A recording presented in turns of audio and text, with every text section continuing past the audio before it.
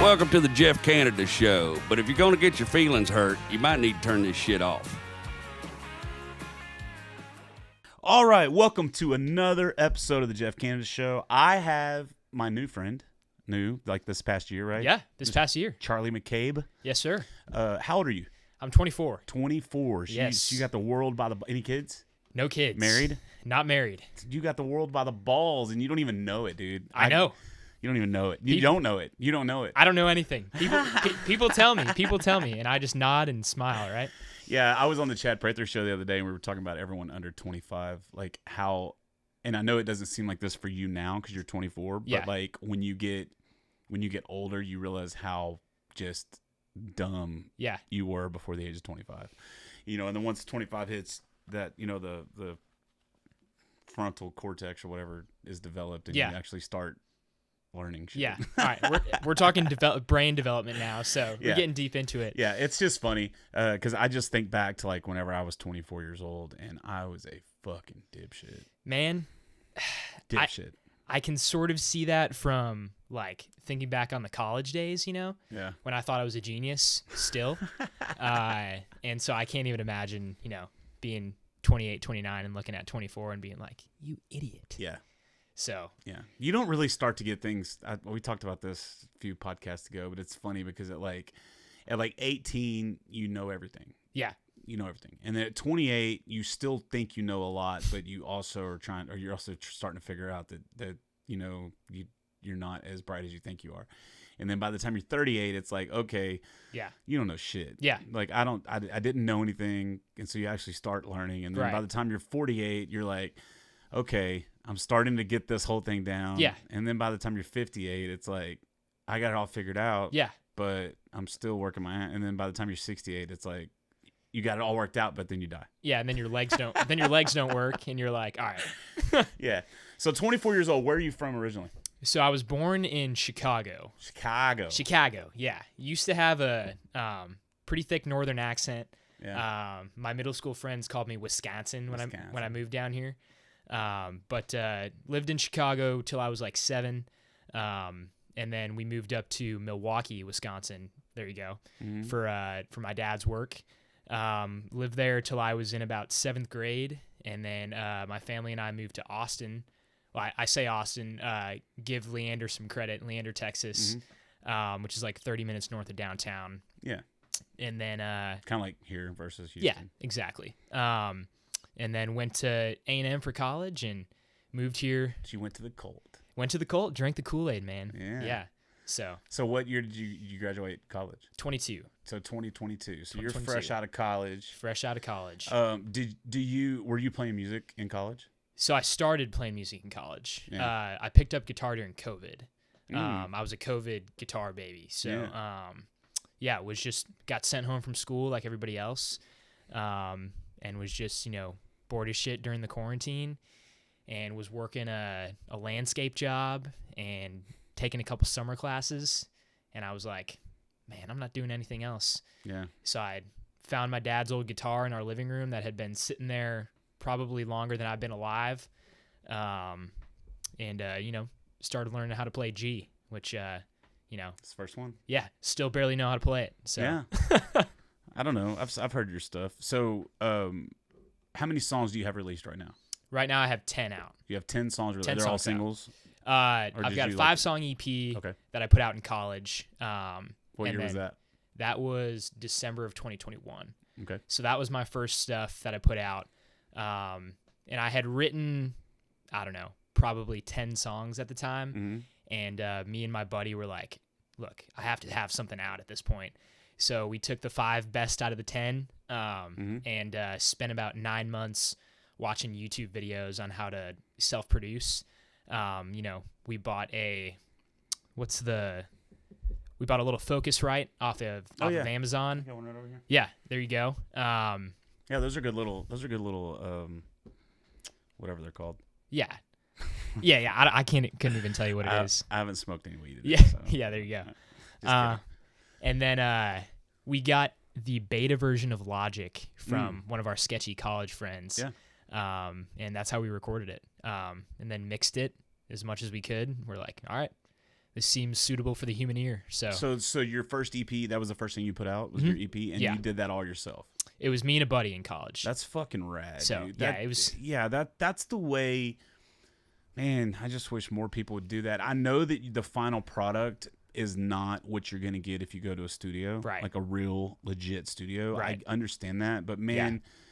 I'm a big, huge proponent of learning how to do as much stuff as you can in the process. So that way, whenever you do go to a major studio, you could be more efficient. You kind of know what they're saying when they use some of this lingo. Yeah.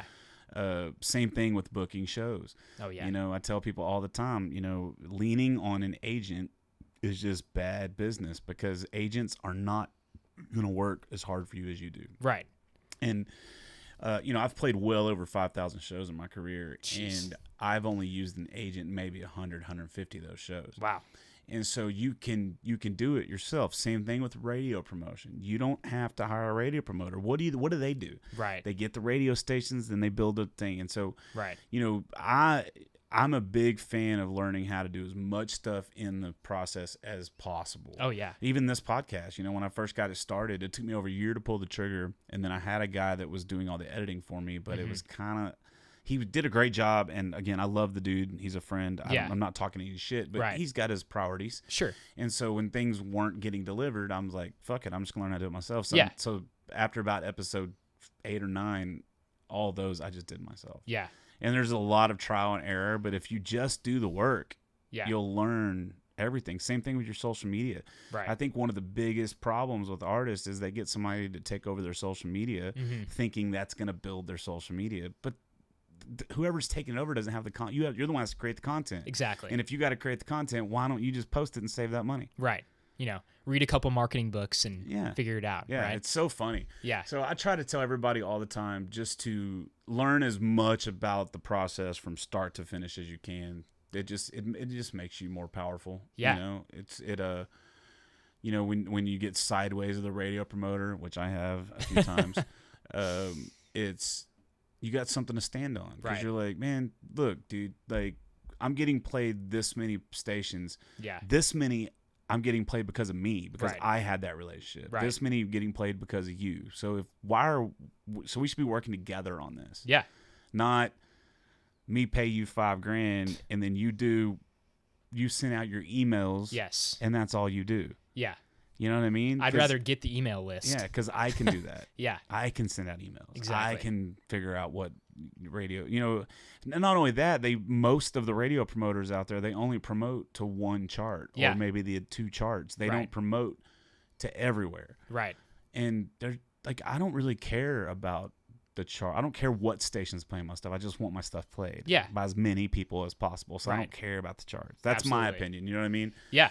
And I'm not knocking anyone that's a radio promoter. Like, do your job. I like the hustle. Like, make your money where you can make your money. What I want is I want artists to know it's not necessary. Right. It adds value. Yeah. For sure. Definitely. You know, and I'm on this kick right now. I'm doing for the Texas Country Music Association, I'm doing a 15-minute panel. Oh, really? And what I'm going to talk about is change and how the way we're currently doing it's not working. And you could tell it's not working because live music venues are closing down left and right. Yeah. You know, it's getting harder and harder to not just make a living, but to make a living and grow your brand. Yeah. Based on bookings, you know, and you're talking to somebody who's been doing it since 2006, and I've always made plenty of money, and now I'm not. And I'm not bitter, I'm not angry, but it's like, let's change. And I think one of the big things is when you take the equation of the entertainment industry, right? The 2 most important people in the equation are the artist and the fan. Right. Everyone in between there definitely adds value. Yeah. But it's gotten to the point where those people in there think they're more important than those 2 people. Right. And the people in the venue. And we got to get back. Yeah. Artist, fan, everything else, you need us. Yeah, exactly. Without us making music, you don't have anything to push. Right. Right. Without us playing shows, you don't have anything to book. Right. You know, and so don't act like you're doing me a favor by booking me a show. Don't Yeah. act like you're doing me a favor by promoting my radio. You know, like I'm doing you a favor because I'm paying you to do something. Exactly. And so that whole entitlement of all the people in between, again, every time I say something like that, those people take it as an attack. I'm not attacking anybody. Yeah. I'm not saying there's no value there. Right. There's value. There's value. Right. There's value to being on the radio. There's value to getting number ones. Absolutely. I don't think it's $5,000 worth of value, but there is value. Yeah. You know, and so I'm not saying that. So don't take that as an attack. It's simply stating if we could get back to putting the art and the fan as the two most important things, Right. we can get back to having cool venues, Right. and having cool radio stations, Right. that aren't playing just pop bullshit. Yeah. No, completely agree. And another thing to that point is, as the artist, and someone who hasn't been doing it very long, but one thing that I've noticed is it can get in our heads too. And you start worrying about not writing songs, not putting on a great show. You're worrying about, everything that's going on in the industry to try to build, what we're trying to build. And you lose focus on why you started out. We started out because we love music, we love writing songs, and we love creating things that connect with the fans. And when you start getting caught up in all the industry BS, right, then we lose sight of that. And, yeah, it sucks. It can be discouraging. It sucks. So. And, and I've been a disruptor my whole life in everything I've ever done. Yeah. Like my whole life. Yeah. I was that way in high school band. I was that way in high school drama. I was that way in the oil field. Everything I've ever done, I've always been a disruptor. I've always thought, hey, this can be done a little better. And it takes a disruptor to make change. Right. No one ever changes from complacency. No. They change because someone comes in and disrupts what's going on. And so, that's what I am. I'm a disruptor. And I'm okay with that title. But, don't take that as an attack. It's not an attack. Like, I'm not attacking. I'm definitely attacking a few people. Don't get me wrong. But I'm not attacking anybody, man. Like, if you're an agent and you want to book me as your agent, 10% is gladly yours. Right. Like, okay, here you go. Right. And I'll do that. Yeah. Thanks for helping me out. Yeah. Right. And I'll pay 10%. But what I'm not going to do is give you 10% of everything I make, and I'm on the back burner of what you got going on. Right. And that's what's going on in a lot of these agencies, Yeah. is you have an agent, he or she, whatever, has one or two artists that's their money artist. Yeah. And then they sign 6, 7, 8, 9, 10 other artists. Yeah. And then, they want 10% of it. They want an exclusive deal. Right. Well, then you need to book me exclusively. Yeah. Here's my dates. Fill it up. Yeah. If you can fill it up, I'll gladly give you 10%. Yeah. But I'm not giving you 10% of the work that I've been doing for the last 18 years. Like, Right. Sorry. And if you're not going to do that, then don't call it an exclusive deal. Right. Right. Exactly. Yeah. Make another tier for me. That's exactly right. Yeah. And that's the same thing with radio promoters. Radio promoters are the same way. They have one or two, maybe 3 artists that they know have the money. Yeah. And they know are going to consistently put out good stuff, like Josh Ward and those guys. Right. They're consistently going to put out stuff, and those radio promoters build their contact list off of those guys. And then they hire other people. Or then other people hire them thinking they're going to get that same treatment, and they don't. Yeah. I've literally seen an email. This is no lie.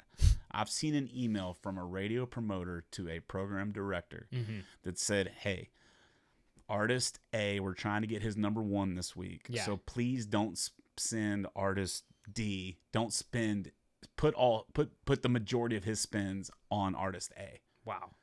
Well, artist C paid you too. Yeah.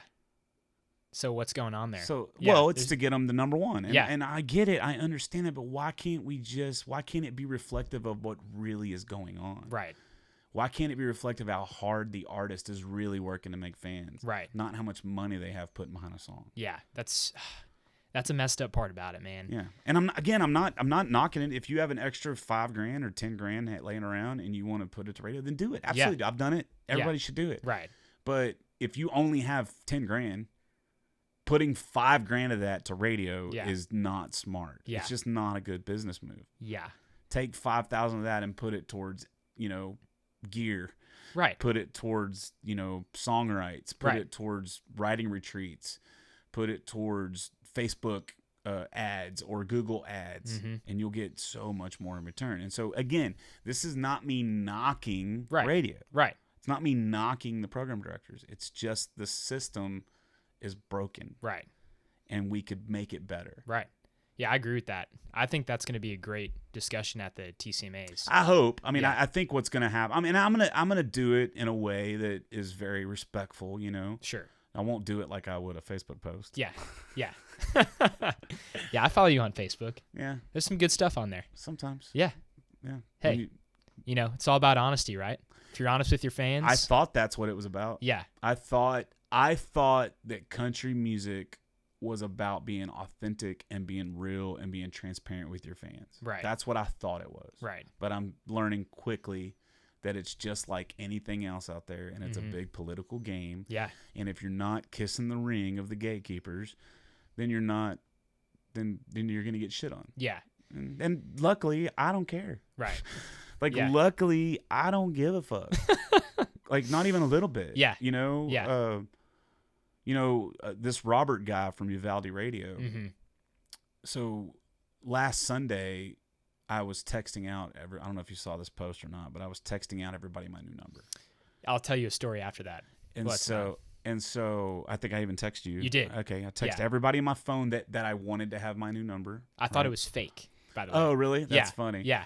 And so I just sent just a real quick text out to everybody, right? Yeah. And so, one agent that I've only used one time, I Yeah. won't say her name. I refuse to get involved in all that stuff. Yeah. She just basically sent me back a text saying that people don't appreciate getting text on Sundays. And so, you know, should I have posted on Facebook? No, Yeah. right? I shouldn't have. Yeah. But I'm not a bitch, so I'm not gonna delete it. But you know, the problem is when you get artists like us, right? Or like me. I know you have a day job, and so you're not 100% Right. in the music thing. Right. Me, I'm 100% music. So Yeah. from the time I wake up to the time I go to bed, it's music, music, music. It's my brand. Right. I'm hustling. I'm emailing, trying to just make moves, trying Yeah. to make fans. Yeah. All that stuff. Yeah. And then you're gonna tell me that somebody, again, in the equation, you got the artist, you got the fan. Yep. And then you have an agent. Right. The agent is not more important than those two people. Right. And basically, what you did when you sent me back that text message is basically told me that your time is more valuable than my time. Right. But also, you can look at it like this. If that's the truth, they took 15 minutes or 10 minutes or whatever to think out and type that text. So, you know, what's their time actually worth? I feel like they should be asking that to themselves. They could just be like, hey, thanks, Jeff. Yeah. You know? And then Or just don't even respond. Yeah, or just think in their head like, oh, you know, why is he texting me? Which isn't even a big deal. Right. But like they typed out a paragraph to you. Yeah.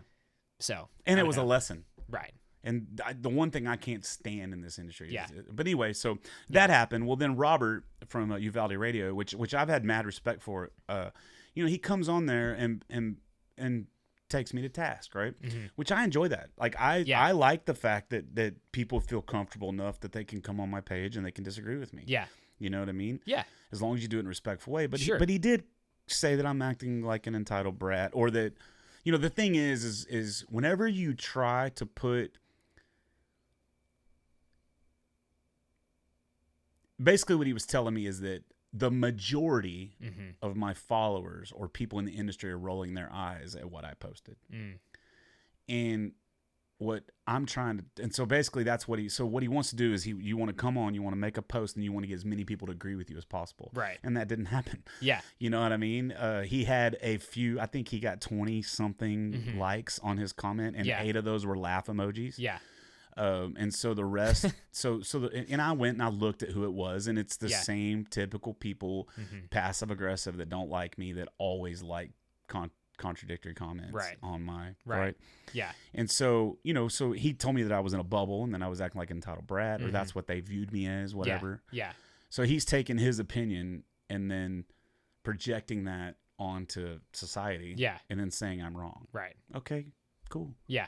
And I was trying to be extremely respectful for him, and then respectful to him. And then I tried to follow him on Instagram. I sent him a message. He never opened it or read it. I was just basically trying to say, you're coming in. Are you going to, my question was, are you going to be here for the Texas Country Music Awards this weekend? Yeah. This week. Because if you are, I would like to just sit down and have a conversation with you. Yeah, let's have a conversation. Because that's what I want. This right here is what fixes shit. Right.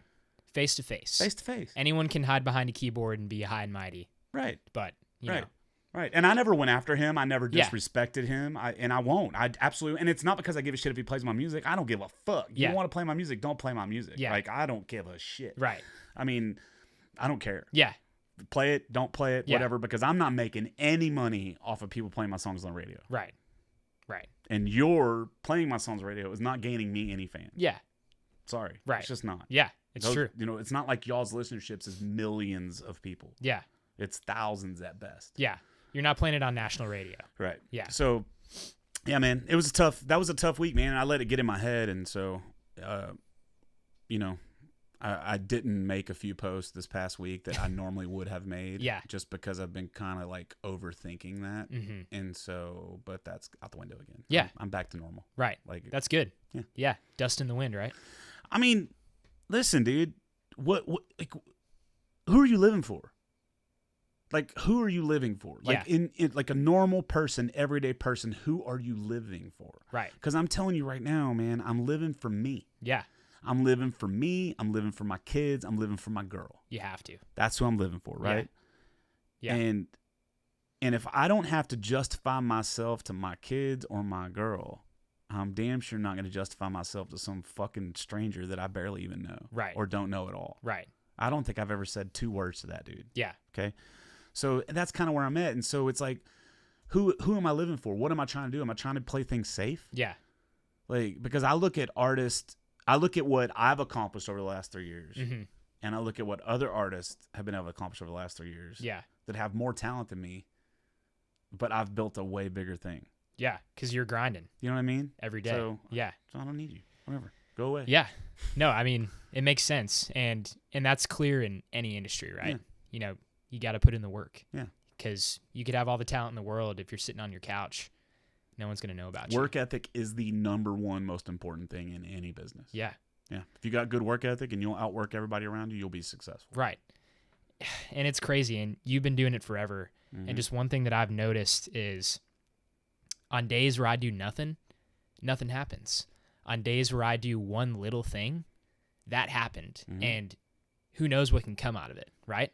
Yep. But if I do nothing that day, nothing's going to happen, and I can't complain about it because I didn't put any effort into it. Right. But if you send one email, who knows? You might book a gig. You might not, because sending out emails is tough. But you did something, right? And so that's one thing that I think about a lot. Like, how can you get at least 1% better? Every day. And on days when I go to bed and I'm like, damn it, dude, I didn't do anything today to try to grow my brand or grow, my music. I'm like, what am I doing? Yeah. And so, it's true, man. It's true. And there's no way around it. There's no way around hard work. Yeah. And people can say what they want to about Yeah. me, but nobody can take away my work ethic. Yeah. Nobody. It's true. Not any of them. Right. And, and a lot of it's jealousy. A lot Yeah. of them see me playing these festivals, and a lot of them see me hanging out with, people that are way more famous than I am. Yeah. I've built a name. Right. And people can't stand it. They just can't stand it because they haven't done it. Right. Well, yeah. What's keeping you from doing it? They don't understand, Right. Yeah. If you've met those people, it's not like you're kissing ass. It's you've met them and you've made friends with them. Yeah. And it's just the same as, someone going to whatever and making a friend. Yeah. It's the exact same thing. And so I see where you're coming from with that. Yeah, and you can also, man, like there's talking shit from a malicious standpoint. Yeah. And there's talking shit from a frustrated standpoint. Yeah. And there's talking shit from a disruptor standpoint. Right. Right? Right. And the malicious, you will never hear me talking shit from a malicious point of view. Right. There's only one artist that I will. Mm-hmm. There used to be 2, but I've kind of whatever the other one. Have you name dropped? Oh yeah. I mean, most people know who both of them are, but that's Okay. beside the point. Okay. I won't name and drop them on the podcast. I try not to talk about anybody negative. Like even Robert. Like I'm not saying anything negative about that Yeah. guy. Like I have no respect for him. Right. Right. I disagree with him. Yeah. But I got mad respect for him. Just explaining the situation. There's a few musicians that I got a little petty over. Right. Sure. Jeff got petty. Yeah. And I'm not proud of it, but I am, and I'm the kind of guy that always has to have a villain, dude. Yeah. I always have to have a villain. Right. And if I don't have one, I'll make one up. Yeah. It's just what I do. Is that a disruptor thing, do you think? I don't know. I think it's a mental disorder thing. I just feel like I always have to have someone that's my villain. Yeah. It's kind of cool. It works. Yeah. It keeps me grounded. Yeah. I know it's shitty, but it's never somebody that didn't do anything. Right. It's not like I ever just go through my phone and pick some random person to be like, fuck that guy. Yeah. It's not that. It's usually somebody who really did something that deserves it. Okay. I mean, like Buc-ee's, for example. Everybody knows I hate Buc-ee's, and they were my villain for a while. So what's the story behind that? Oh, that's a long story. Okay. Everybody already knows. I bought a flashlight there. It was like $70. And when I got to the hotel, it was broke. It wouldn't work. So I put it back in the box, took it back, and they wouldn't take it. They wouldn't take it back. They told me I had to go to the distributor. So they became the villain.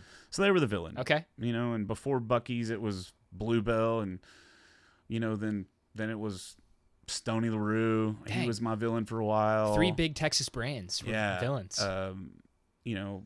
Whatever. I'm over all that shit. Yeah. It's just, now it's any artist that can't sell 20 tickets but still act like a diva. Those are my villains. That's kind of annoying. Yeah. It's pretty prevalent. Yeah.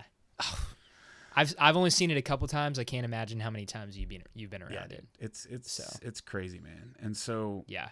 Again, people, there's an artist, she's a friend of mine, a good friend of mine. Yeah. And she has mentioned a couple times about me complaining online. But it's just like, again, who am I living for? Right. I'm not living for you. Right.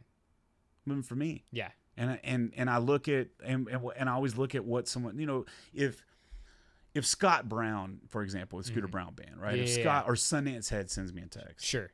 And they're like, "Hey man, you probably shouldn't have made that post, or you shouldn't have done this, or you shouldn't have done that." I'm gonna be like, I'm gonna think about it more. Right. But if somebody who really hasn't done much and definitely hasn't built a bigger name than I have is going to give me a lesson, I'm just like, I can't, like. Yeah. Right. Because I can't say, well, you showed me. Yeah, exactly. But like Sundance and Scott and these bigger artists, like they've showed me. Right. You know what I mean? Right. And they're not living my life. I'm living my life. Yeah, they've done a lot of things right and have proven that, they can make it in this industry big time. Have you pushed a song to radio? To an extent. Okay. I haven't used a promoter for budget reasons. Yeah. And that's what we're talking about. Yeah. Doing it, being a weekend warrior, and only have been really playing live shows, and I can't even really say shows, for a year and a half. There's still 80% gigs. I've got a full band. I call those shows just for fun, Yeah. Well, first of all, let me stop you there. Yeah. I've had this conversation with multiple artists. Sure. If you're playing guitar in front of people, it's a fucking show. Okay, there we go. And you should treat it like it's a show. Yeah. You should do everything that you can do to try to make as many fans at that show as possible. Right. Some people are touchy about, fuck them. Man, you're playing a 3-hour acoustic gig. That's not a show, man. Oh, okay. So cool. I'm like, okay, Cool. like I'm not going to argue with you on that. I'm up here playing the songs. Right. So Just that's relax. not a show. So what is a show? So if it's a show, that means it's a 90-minute set, or is it a ticketed event? Yeah. So if I play a free opener spot, is that not a show? Because I guarantee I'm making less from that opener spot than I am from a 3-hour gig. Yeah. Like, also, I just want to go ahead and break this to anybody that has that fucking opinion, which is stupid. Yeah. That's the dumbest fucking thing I've ever heard in my life. Jeff Canada, who didn't play original shows at all, released an original album in 2020 and sold out the best listening room in fucking Texas, all 440 seats. That's awesome. Do you think I did that because I didn't play any shows before? Because all my gigs were 3 and 4 hours? Right. Do-si-do, right? Yeah. I mean, that's just stupid. That's dumb. If you're either building fans or you're not, you call it a gig, call it a show, call it whatever you want to call it. Right. But that's anybody that says that is a dipshit. Yeah. And I agree with you. And, that's the kind of shit that fucking just gets me fired up. Yeah, man. No, I agree. And that might also stem from, it could be condescending comments to, a new artist like me and, hey, dude, what do you know? That type of thing. And my outlook on it is, look, man, I'm not going to argue with you. I'm going to keep working hard, and I'm going to keep doing things right. And if you're doing things right, things are going to go your way. And that's just how it is, you know? Yeah. And so, if every handshake matters, which that's my philosophy. Yeah. And every set of eyes that hit you matter, right, which is my philosophy. Those are my philosophies, right? Right. That, to me, those two things are more important than anything else in this business. Absolutely. Touching people's hands, shaking their hands, yeah, getting to know them, learning their story. Right. That's how you build a fan base. Sure. Okay. If every handshake matters, that means every gig matters. Absolutely. Every show matters, whatever you want to call it. If you're playing a 3-hour gig and you take a break 45 minutes in or an hour in, you take a 15-minute break and you go out and you talk to those people out there and you throw some of your original songs in there and one person likes the song and you make a fan, then that's a win. Right. And for anyone to look down on people that are playing those shows is fucking stupid. That means they don't know what they're doing. Exactly. That means and then you have to consider the source, and that's my worst enemy, dude. Yeah. My worst enemy is I react before I consider the source. Right. You know, like on Sunday, I should have considered the source whenever she came back at me like that. Right. And I should have sent my reply and left it at that. Yeah. But I didn't. Yeah. And and because I took it personally, and I shouldn't have, but I did. Yeah. Because it's personal. Yeah. Like, it is personal. Yeah. Like, you work hard at it. Right. And so when someone, comes at you for it, you know, that's something that you do every single day and you blood, sweat, and tears for. Yeah. So, I answer every text message. I answer every email. I don't leave anyone on red. And that's why I'm lucky. Yeah. I'm lucky because I communicate well. Right. That's why I'm called Lucky. Yeah. Nice new single, by the way. Yeah. It's so fucking weird, right? Yeah. It's so weird. Life is so weird. Yeah. It is weird, man. People are weird, and the problem is we're just more connected than we've ever been because of social media and shit. Yep. And so you get opinions in your head. You get opinions of people that you would never, ever get their opinion in the past. Right. You know what I mean? Like like most of the people that's going to come on you and give you a shitty comment on Facebook, they're not going to come up to you in real life and be like, that was, and argue with you about Never. it. They hide behind the screen, man. Yeah. They hide behind the screen. Yeah. And, I can count on one hand how many altercations I've been in real life with folks because of something I said. Right. But I can count dozens and dozens and dozens of times that I've been in altercations online because of something I said. Yeah. It's crazy. And you look at any artist that, says one thing that might not even be controversial. People don't know how to have a conversation anymore, man. And especially online. Yeah. And it's just like, especially in Congress and in Senate. Yeah. And like, everywhere. Right. And that's a whole separate argument. But it's like, man, just like, let's just talk about it. Like, I'm not angry. You don't have to be angry. Right. Just chill. Right. Like, that's why I literally every week I say this. If you're a person that has an issue with me, I invite you to do one of two things. Send me a message and let's have a talk about it privately. Right. Or come on here and let's talk about it. Yeah. I'm down for either one. Exactly. They probably prefer the former. They don't want to. Right. They don't want to talk about it. Right. Like, because they don't want their mind changed. Yeah. They want to feel like they're right no matter what. And, right. And if we don't have a conversation about it, then I can steam on it and I can think you're an asshole. Exactly. But if we have a conversation about it, then I might have to think about my stance. Yeah. And I've changed a lot, dude. I've changed so much because of conversation. Right. I've changed my mind about things. I've changed my attitude on things. Yeah. I'm a completely different person than what I was 5 years ago because talking to so many people. Right. And building so many awesome relationships. Right. So just build relationships and be cool and don't be a douche. Absolutely. Yeah.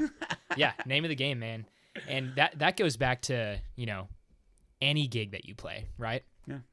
You're playing in, some, no-name town for some place that you've heard of once, and you're like, man, what am I doing? And you get there, and like you said, you have to play every show 100% effort. And if you do, I really, really believe this because it's happened to me before, probably to you many more times. But people come up to you, and they say, hey, man, I really like your stuff, or I'm going to start listening to your music, or, hey, I followed you on Instagram, or, hey, I heard you're song, whatever. And like that's one fan, right?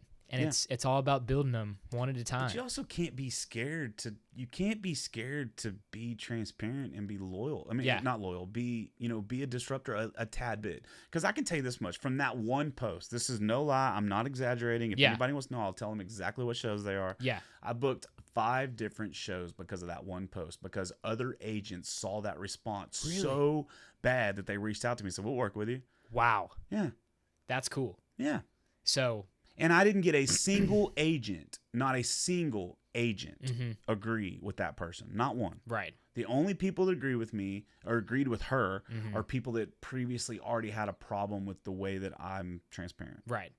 And I don't think you have to be an agent to disagree with that. You Yeah. know, like No. I saw that post and I was like, oh man, that's Yeah. a That little, would have made most of us artists pissed off. yeah. Yeah. And if if it doesn't, then you're just better than me. How does it feel to be God's favorite? Like, Yeah. Yeah. cool. You Yeah. know what I mean? Yeah. I'm not above being petty, dude. No, Right. and I don't think anybody is. Yeah. But my thing is just it's such a big public thing. Right. And so everything I do is there's going to be people that are going to comment on And you've got a huge Facebook following, and Yeah. so it's like, whatever you put out there, someone's going to say something. Yeah. And you can expect that. Yeah. So And normally I don't have an issue. I don't have a problem talking to Robert about it. Yeah. But come in, let's talk about it. yeah. Right? Right. And then I even commented, I tried to message you, but I can't message you on Facebook. It won't let me, but I Right. messaged you on Instagram. And to not even get a response to that lets me know that you don't really want to talk about it. Right. You just Right. want to get on your high horse and talk about how shitty I am because I posted some stuff. Yeah. You don't want to fix nothing. Right. You don't want to change my mind. Yeah. You just want to let everybody under that post know you disagree with me, and you want all the people that hate me to pile on that post. Right. That's it. That's what you want. Right. That's all. Dude, I have never gone on someone else's post and left a shitty comment. Unless it was like busting balls of a friend. Right. Never. What's the point? Yeah. Like, do you want to like make someone else have a crappy day because Right. of like what you said? Yeah. Like if Robert was to post that same post, Mm-hmm. I would not go on there and fucking do what he did. Yeah. I wouldn't do that. Right. Right. I just wouldn't. Right. Because A, it's not worth my time. Exactly. Because I'm not going to change your mind from a Facebook comment. Exactly. And B, I just don't give a fuck Yeah. enough. Yeah. Right? Right. That's the way I feel about it. But Yeah. And if they feel that way enough to where like they need to put that out there, good for them, man. Yeah. Like good for them. If that makes them feel good inside, like yeah. Well, what makes them feel good inside is whenever they put that out there and then people agree with them. yeah. Right. That's what makes them feel good. And Right. and like me, he even said that. He goes, I know it makes you feel good when your followers agree with you. That's not why I put it out there. Yeah. I didn't put it out there so people agree with me. I put it out there because if one agent reads that post Mhm. and says, man, like, that's a pretty harsh response. Maybe I should think about the way I'm going to respond to my text messages. Yeah. If one agent did that, Yeah. then the post was worth it. Right. Right? And you got 5. Right. Which But is- I'm not just talking about for me. I'm just talking about somebody else's agent or Yeah. somebody else in the industry. Yeah. You know what I mean? If Right. if anybody, and that's why I do it. Yeah. The reason I call people out, or not people, but I call things out is Right. because I'm trying to better the industry. Right. That's it. I'm not jaded. I mean, I'm a little jaded, but I'm not, I'm not bitter. Yeah. I'm not bitter because I didn't make it. Man, Right. fucker, my bills are paid. Sure. I've done nothing but play music since 2006. It's what you love to do. Can you believe that? 2006, That's 18 crazy. years, and this is the only job I've had in 18 years. That's crazy. Yeah. It's crazy for me to think about Right. someone who's just started doing it. Yeah. So, And so I'm doing something right. yeah. Right. How And- much money is your internet radio station making you? Yeah. Right.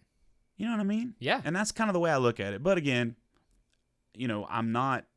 I mean, if he hears this, he's going to take it as an attack, and that's just whatever. It's on him. Yeah. That's not my intention at all. Right.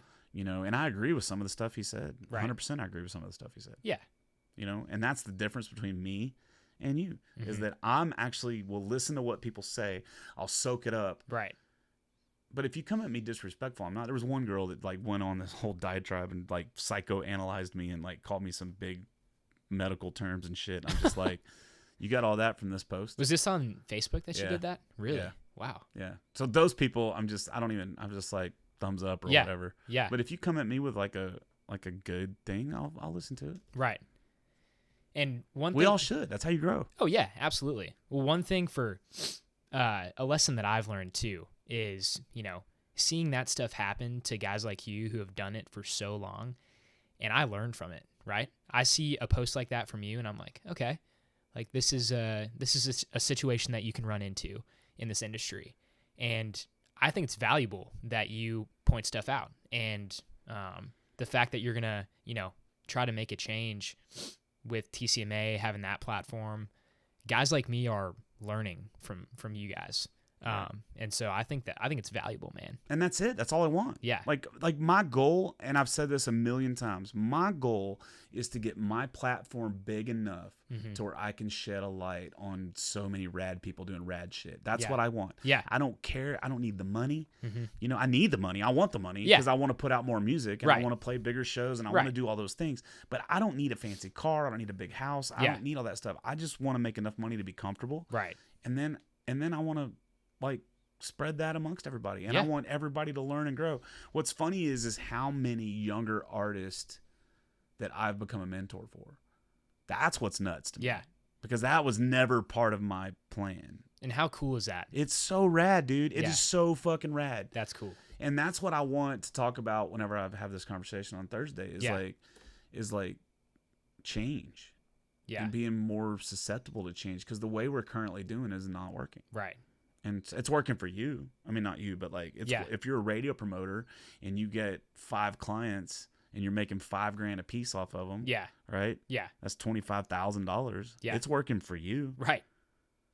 But are you growing those artists to the point with what you're doing to help them grow to become even a bigger thing? Yeah. Or are you just sucking from their funds? Yeah.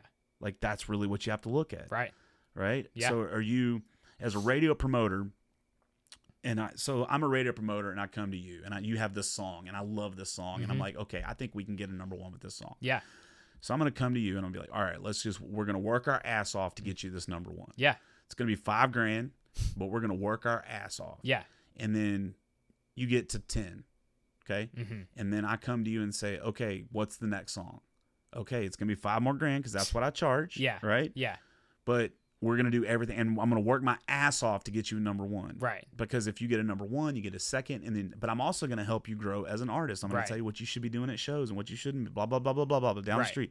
Like an artist development type thing. Right. And the goal would be to pass you on to national radio. Right. But that's not what's going on. No. I mean, it is with some of them. Some of them are that way. Yeah. But a lot of them, I wouldn't even say the majority, a lot of them is just about getting that 5K, getting that promotion over as fast as possible to get the next one to fucking just. That's Absolutely. what it's about, And man, I think the way that it should be looked at is it's a serious investment, especially for someone like me who I don't have a ton of capital right now coming from music, Most of us don't. If we're pushing to Texas to small market radio, we don't have a lot of capital. Right. And so the way that it should be treated is this is my business. And so if I'm, if you're really serious about helping me grow and I'm going to give you a shit ton of money to help me do it. Number 1, we got to meet face to face.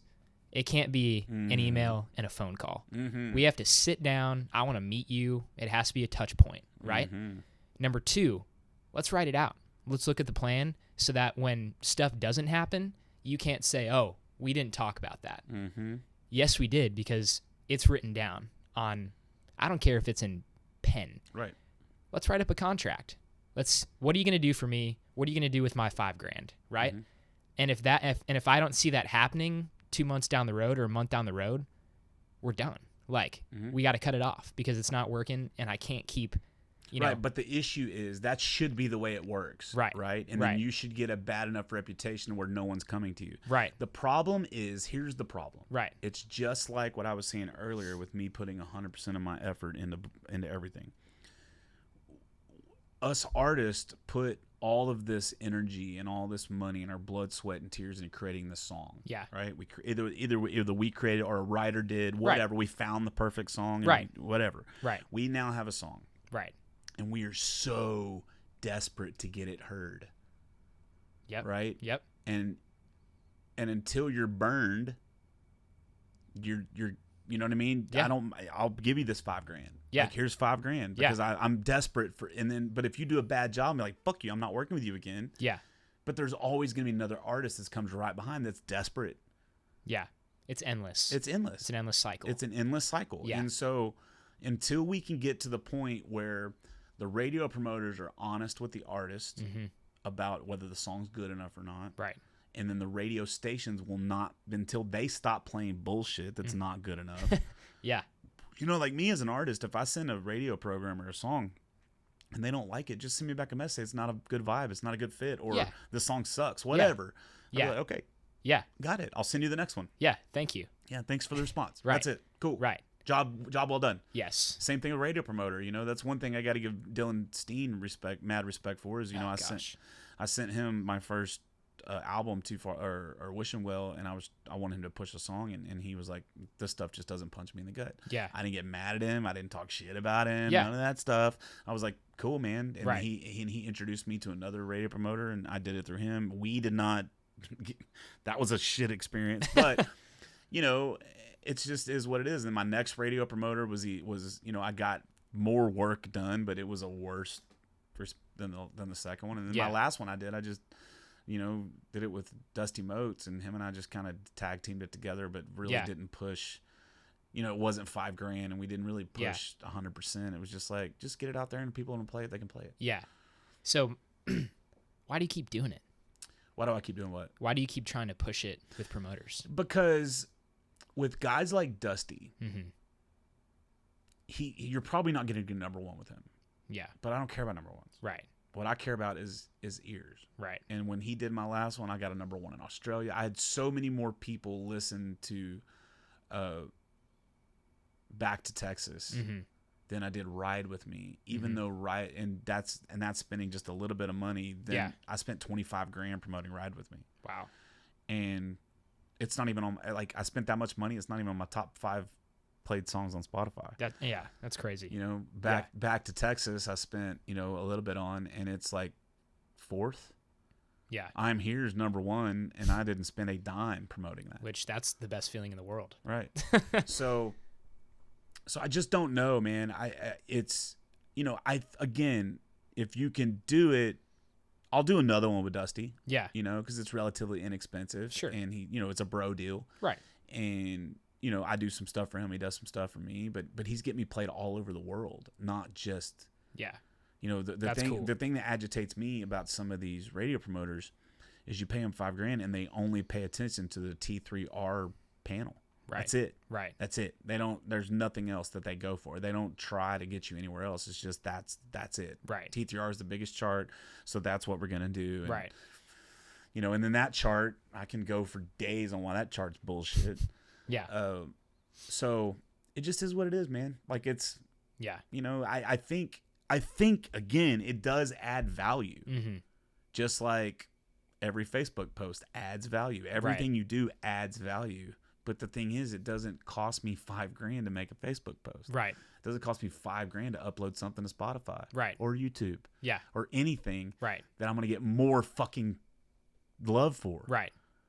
Yeah. That's why it doesn't make any sense. Yeah, it doesn't make sense. And, you know, you got to pay to promote it. Then you got to pay for the tracking system to watch how it does, which I don't get that. That should be included. I agree. Right? Or free. I agree. And, you know, some people might disagree with that, but no, I agree 100%. Like, here, promote my song, but now I can't see how it does until I buy this membership to see how it does. Right. So that's one thing. Or banner ads. Right. Banner ads is some bullshit. Yeah. Number 2 is, and this is something that I've just been thinking a lot about. Why spend $5,000 with a promoter that the results are not guaranteed when you can spend $5,000 with Facebook and Instagram ads? That goes a heck of a long way, man. $5,000 with Facebook and Instagram ads, you can spend $200 on Instagram and push it, you know, decently. Right. $5,000 on there, a lot of people are going to see that, and maybe they're not maybe you're not converting and maybe they're not actually going to listen to your song, but they saw my name on their feed, and that's something, right? Right. And on the radio, that might not happen because it might not get picked up by those stations. But I'll tell you what, Instagram and Facebook are going to push it. I can tell you this. What is on a number one on the T3R chart? Mm-hmm. How many spins was that for a week for number one? Man, I couldn't tell you what. Is that like 10,000? I don't know. Yeah. I don't think it's any. I think it's like hundreds. Oh, it's hundreds? I think. Oh, yeah, you're right. I'd have to look it up. Yeah. Whatever that is. But so you spend $5,000 Mm-hmm. to get how many ever views, ears on that song, right? Yeah. But you get much more than that if you promote your video on YouTube. So many. Yeah. So many more. Right. And, again, I'm not knocking it. Right. Right. And that's the big difference. That's what people need to realize. You may take it as an attack. Yeah. Because this is how you make your money and you don't want that to go away. Right. We're just asking questions. But do you want me to tell you how you make more money? How? As a radio promoter? Sure. I'm going to tell you how. This is what you do. Okay. You go out and you don't wait for artists to come to you. You go out, you find an artist that you really, really like. Yeah. Okay? And you go to that person. And that you actually like. You're not just saying that you like them. Correct. So let's say that I'm a radio promoter and you're my artist. Right. And I would come to you and say, okay, you have this song. This is a badass song. This is what I want to do. Yeah. You give me $1,000 up front. Mm-hmm. Okay. That will get you loaded to CDX and all the things that get you all done. Okay. You give me $1,000 up front. And then what we're going to do is we're going to come up with milestones. Mm-hmm. And this is your first push. We're going to come up with milestones. Yep. And every time I hit one of those milestones for you, you're going to bonus me out $100 or $500, whatever it is. Right. And then you agree to it. Okay. Which a guy like me is much more likely to even be intrigued by this deal. Exactly. Right. So then you take that person and then you work that person and you work that song and you get it as high as you can on the chart. Yeah. And then you sit down after that's all done. Mm-hmm. You come back and you say, okay, Charlie, this is what we were able to do. Right. And you spent a total, let's just say $1,500 because these are the milestones I was able to hit. Right. And what do you have next? And so you give me another song. And I'm like, what else you got? Yeah. Or I might be, let's go. Yeah. Same thing, $1,000 milestone. Now this particular song, you're gonna make more money as a radio promoter, right? Because you've already got that person. The program directors know who they are, right? You probably won't get a number one yet, right? Because you have to build that. So maybe on this song, you're only gonna spend, $2,100. Yeah. So now I'm making $2,100 off of you, right? You do that enough times. And then you say, okay, we got you here. Now let's go national. Right. So this national, I need $25,000 up front. Right. And this is what we're going to do. And because I was able to work you, I was able to work you as an artist, and I was able to meet these milestones, and we were able to grow together. Right. Now we're on the same team. Yes. And we're just trying to get you as big as you can. So that way I can say, I did that. Right. Like I helped with that, right? And I made $100,000 off this guy, exactly. As opposed to the opposite way of just making $5,000 off an artist, fucking them out of it. They leave, never come back to you again. So you got to find another artist, do the same thing, right? It's like, what the fuck is going on? I mean, what you just explained. Number one, it shows the artist that there's results, right? And that you're actually working to grow them and yourself. Number two, I think you'll have a much higher percentage of artists that stay with you because they know that, hey, this Jeff Canada promoter, he's actually helping me out. Look, these are the numbers. This is what he told me that he was going to do for me, and he did it. Yeah. And so... Or at least he communicated with me the whole time. Exactly. And there was a reason why we couldn't. Right. And we talk on a weekly basis, and, you don't go MIA for 6 weeks and be like, oh, man, yeah, it just didn't work out. Like, that sucks, man. Yeah. It sucks. Yeah. I've seen it happen many times. And I'm not saying that my way is the best way. Yeah. There could be a better way to do it. Right. But you're never going to get to the best way of doing it if you can't have a conversation about it. Right. If every time I bring it up, I'm bitter or I'm attacking radio. That's not what it is. I'm not attacking you. Right. Not knocking your hustle. Yeah. Make your money. Right. I'm just trying to say you could do it better. Exactly. And you can make more money. Right. And something else this would do is it would cure all this bullshit from him. Because if I'm a radio promoter or program director, if I'm a program director, and I have this radio promoter that I know that when they send me songs, they're fire.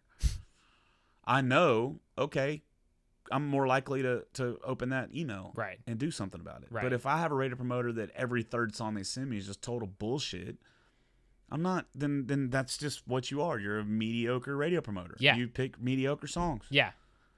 And I'm sorry, no matter what the money's thrown at it, not every song deserves to go on the fucking chart. And no matter how much money is put towards it, if it's not a great song, it's not going to work. Yeah. Right. And so you got to be honest with your artists. Yeah. You have to let them know, just like you were saying. And this is the data that I use. Okay. So I used Ed Spacek for Ride With Me. What's it called? Ride With Me. Ed Spacek. Ed Spacek. Ed Spacek, that's his name. Okay. So Ed Spacek, he's an older guy. Yeah. He doesn't do any like social media, nothing. Everything is just email, phone calls, right? Cool. Which is fine, whatever. Yeah. He has gotten multiple number ones with folks on the T3R chart. Okay. So I used him, paid him $5,000, and then I did another $1,600 or $1,800 in banner ads because of what he told me to do that. Okay. All right. I uploaded CDX and CD text and all that stuff. I paid for that out of my pocket. He didn't do it for me. He did get the spin reports. That was part of the package, I think. Maybe I paid for it. I can't remember. Yeah, I think with CDX it is part of the package. I can't remember. Yeah. No, I'm talking about for like the T3R. Oh, for his thing. Okay. So I can't remember if I paid for those separate or if he did those things. But and so I never met him, not one single time. Never met him. Yeah. Ride With Me got to 48 in Texas. Okay. Ride With Me. That was my biggest hit on the Texas. Okay. If you just go to the data, just the data alone. Right. Okay. It was on the chart in the 50s for so long. It was the 135th most listened to song in Texas in 2022. Wow. Okay. That's how long it was on the chart. Yeah. And it never got above 48. Yeah. Okay. So that tells me that it was on the chart for a long time. Okay. Because that's how many number ones, number twos, number threes, number fours, number fives, and how long were they there? Right. Out of that song, I got 19 Shazams total. Okay. Okay. The best way for me to look at the listenership, not at your statistics, at listenership is Shazam. Because when are people going to Shazam something? They're going to Shazam it if it's on a radio station that doesn't have a display. Yeah. They're going to Shazam it if it comes on a jukebox in a public place or somebody's break music. That's when they're going to Shazam it. They're not going to Shazam it if they're listening to it on Spotify. No. They're not going to listen to it on Apple Music or YouTube or any of that because you can see what you're playing. Yeah. So most of them are going to come from either a jukebox in public or from the radio. That's a great way to look at it. I got 19 total Shazams for Ride With Me. Yeah. It did not grow my Spotify at all. Yeah. Ride With Me or Back to Texas never even hit the T3R chart.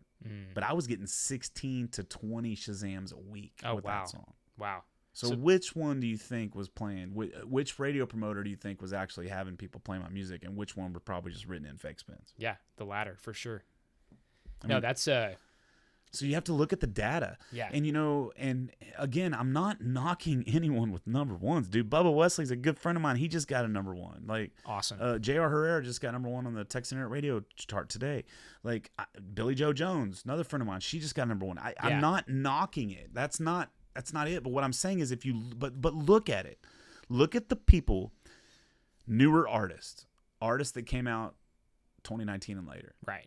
Look at the amount of number ones that is. That's 50. Well, they take 2 months off, I think. So that's 50 number ones a year. So so from 2019, that's 5 years, right? 20 times 5 is 100. Yeah. That's 100 number ones. Yeah. Go look at all of those number ones, okay? Mm-hmm. And tell me how many people that got established after 2019, getting number ones after 2019, how many of those people are selling tickets? Yeah. And how many people that never had a number one at all are selling out rooms? Or how many people that I bet you can look at that list and you haven't even heard of some of them. Oh, for sure. Yeah. You'd be like, who? Like, I don't know who this is, Yeah. Yeah. That happens. Yeah. But there's also so many people doing it now. It's almost impossible. That's true. But number ones, you'd think that you'd at least heard of them, right? Yeah. if you were to look at every single number one, I bet you there's people that you've never heard of. Oh, 100%. Yeah. Yeah. So that's a crazy thing to think about. Yeah. You know? If you just go look at the top 10 right now, I guarantee you probably 50% of them I've never heard of. Yeah. Yeah. I don't know that for sure. I'm pulling it out of my ass. Right. But that's what I would be willing to think. Yeah. It's just, and we can rill on that all we want to, man. Sure. But at the end of the day, the human nature is to survive. Right. And if I make my money but this is where the issue is. If I make my money off pushing to radio or booking these bands, if that's where I make my money, I'm going to do everything I have to do to make me relevant. Right. No matter what it is. Right. And I'm going to view anything that has a potential of making my job go away as a threat. Yeah. It's that easy. Exactly. So if you got somebody like me come in disrupting shit, you're automatically going to take me as a threat. Yeah. And, the way I look at people, I don't look at people as threats. Mm-hmm. I look at people as going to bring me a challenge, and then I'm going to step up to that challenge. That's just the way it is. I mean, if somebody's going to come to me right now and say, hey, Jeff, this is what you're doing. Mm-hmm. I think maybe you should do it this way. Yeah. I'm going to listen to what that person says. Right. I may not do it. Yeah. I may not put it in practice, but I'm going to listen to it. And you can think about it. And I'm going to think about it. Maybe a little bit. Yeah. Yeah. Yeah. I'm not going to cut them off just because I'm scared that they're going to ruin my way. But right now, society's ruining my way of life. Yeah. Before COVID, I was making $150,000 every year playing music. Every year. Yeah. Every year. Without really trying. That's nuts. Just playing shows. Yeah. Or gigs, not shows. Sure. Gigs. Yeah. We'll be careful about that. Yeah. Just out playing gigs. Making, $300-$500 a night. Yeah. Playing 300 shows a year. Yeah. Right? Every year. Right. Okay. Now, society's taking that away from me because people that go out to bars don't really pay attention to the music anymore. Yeah. Like they used to. Yeah. So I'm not getting booked as often because people don't give a shit as much. Right. And so what about my job? Mm-hmm. Yeah. What about me?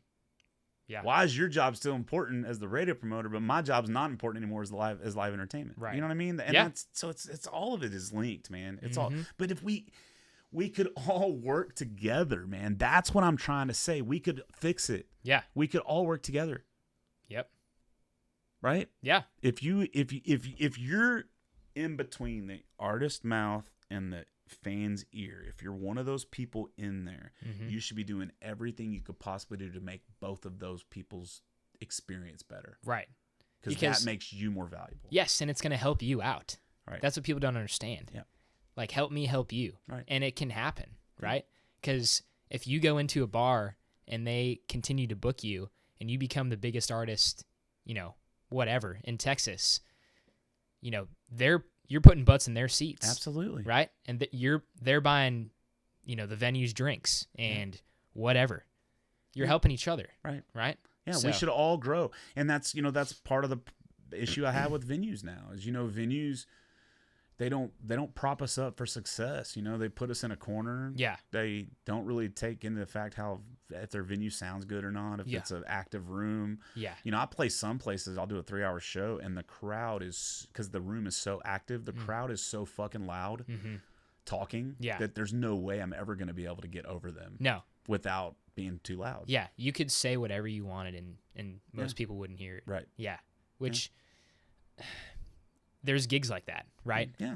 And then there's gigs where it might not be marketed as an intimate venue, but people are listening and people are dancing, and there could be 20 people in the room, but it's a fun gig, man, because people care about, what you're doing.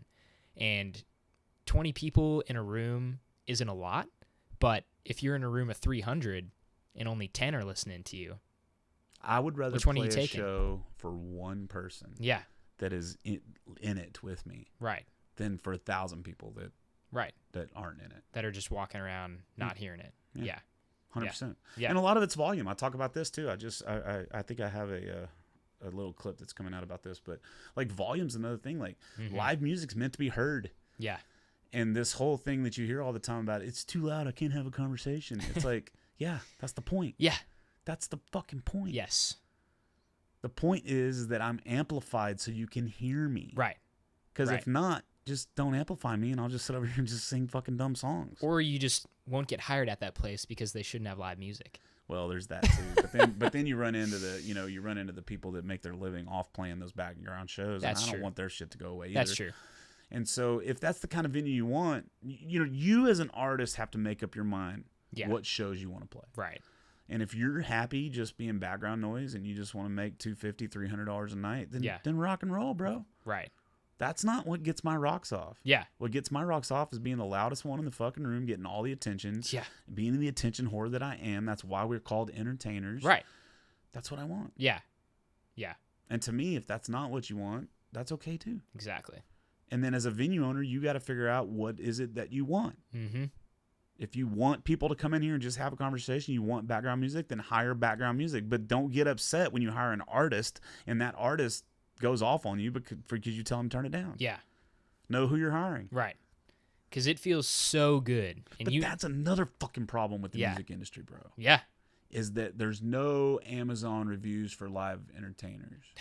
That's true. So everything else that you buy, you go on Amazon or Google and you look at their thing and you look at their ratings and you read their reviews. Yeah. Right? Right. But not with artists. With artists, you just book an artist and hope to God that it's worth it. That's true, man. That's true. People aren't going out scouting art. They're not scouting artists anymore. No. You know, back in the day, that's how you got booked is some agent came out and saw you play and they thought you were good, they would book you. Right. Now it's all about the Spotify numbers, which can be bought. It's all about Instagram numbers, which can be bought. Right. And but I think live music venues are starting to smarten up to that because, I've opened up for countless people the last 3 years that have huge numbers, but nobody came out to the show. Really? Mm-hmm. Yeah, that's crazy. It's happened a lot. A lot. Yeah. Well, it's, the power in them hearing you actually play is huge. Yeah. When nobody knows who you are and you want to book somewhere, they can so easily say, dude, get out of here. Like, why would I book you? Who are you? Right. You've got so-and-so or whatever monthly listeners. Why would I book you here? But if a venue, for example, has an open mic night and you go and you play your 3 songs and you kill it, and then you go up to the manager and say, hey, I'd really like to play here. I know you just heard me. I feel like that's a much higher success rate. Yeah. And just because of the fact that they heard your product. And if you give them all you got and obviously you've got to be self-aware and realize, if you should be doing it and you can ask for that gig. But yeah, it's so powerful for them to actually hear you rather for you to just send them an email and say, hey, I'd love to play here. Go there and do it, man. That's what I try to tell everybody all the time. Networking is the single, other than work ethic, networking is important, man. Yeah. And every single gig that I've booked opening for someone or like headlining a venue has been because of a relationship I built years and years prior. Yes. Every single one of them. Yeah. And so people, again, I get called lucky because I get to open up for Pat Green or William Cart Green or Shane Smith. Or I'll go down the list. Right. But what they don't realize is that like 10 years before that, I met this bartender and we became friends and I'd tip him and we would hang out. Mm-hmm. And then next thing you know, he owns the best fucking venue on the north side of town. Right? You know what I mean? Yeah. So is that luck? Or is that just me networking and becoming friends with folks? Right.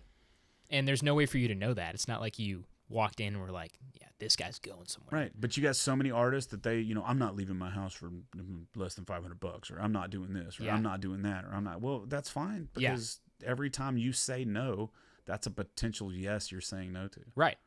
Or potential yeses that you might get from that gig. Yeah. Someone coming up to you and saying, hey, man, I work for so-and-so. We'd love to book you here. Yeah. And some of the coolest experience I've got to have in my life are because I played a show that I didn't want to play. Yeah. I'm not even kidding. Yeah. And then that led to it's a big story I talk about all the time. Yeah. In 2021 or 2022, Charlie Diggs wanted me to open up Scooter Brown's Lake Fest. Okay. So Charlie was like, hey man, you're going to do a song swap 4 hours song swap. I mean, 1 hour song swap of 4 guys, and I was like, "Fuck, man, I don't want to do this shit. I'm gonna get up. I'm gonna get to play 3 songs maybe on a hot ass stage at the first of the day when nobody's there. Like, that's really what you want me to do? Like, so but I did it. Yeah. And when I got there, I was like, okay, how do I make a difference? Well, I wore a crop top. That's just what I did. And I got on stage with like these really short pink like swim trunks and a crop top, and I just played. And then I got off stage and I hung out for the whole day. Scooter Brown is the first day I met him. He called me up on stage. I did Can't You See with him. Wow. Jason Castee called me up on stage. I did like a little hip hop medley with him. Like, it was just a cool day. Yeah. But that's not the coolest part. The coolest part is me and Scott became friends from that show. Yeah. And then he asked me to go open up for them in Delaware. So I got to go on a run to Delaware and play for people in a different state, all because I said yes to this gig I didn't want to play. That's crazy. So, and that's happened countless times. Right.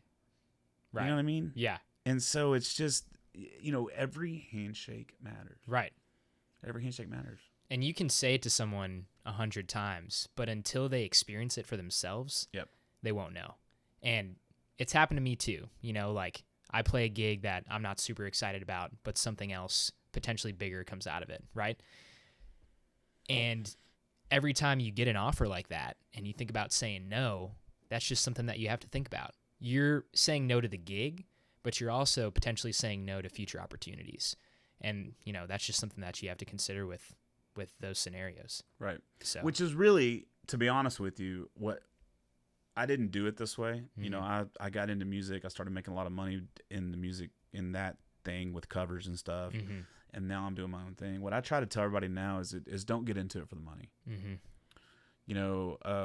Like even I'm kind of mentoring this kid. He's 22 years old and he's got a really good band. And, his dad wants him to go out and play as many shows as he can and all this stuff. And, what I would recommend any of the younger artists or any of the artists that want to get into this industry is don't do the 3-hour shows.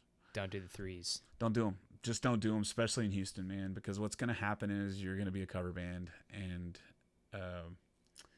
it's very, very difficult to make the leap from that cover band to the original side of things, because you just get bogged down into making the money, and then your band members get used to making the money, and that's when it really gets struggle, because there's going to be times when you got to go out on the road and you're going to lose your ass. Yeah. And you got to have the money to lose your ass. Yeah. And so if you have a good day job, which you do, if you have a good day job, it's more about the quality of show than it is the quantity of shows. Yeah. And so really, if you can afford to not, like me, I have to play some of the 3-hour shows just to pay my bills, because this is all I do. Right.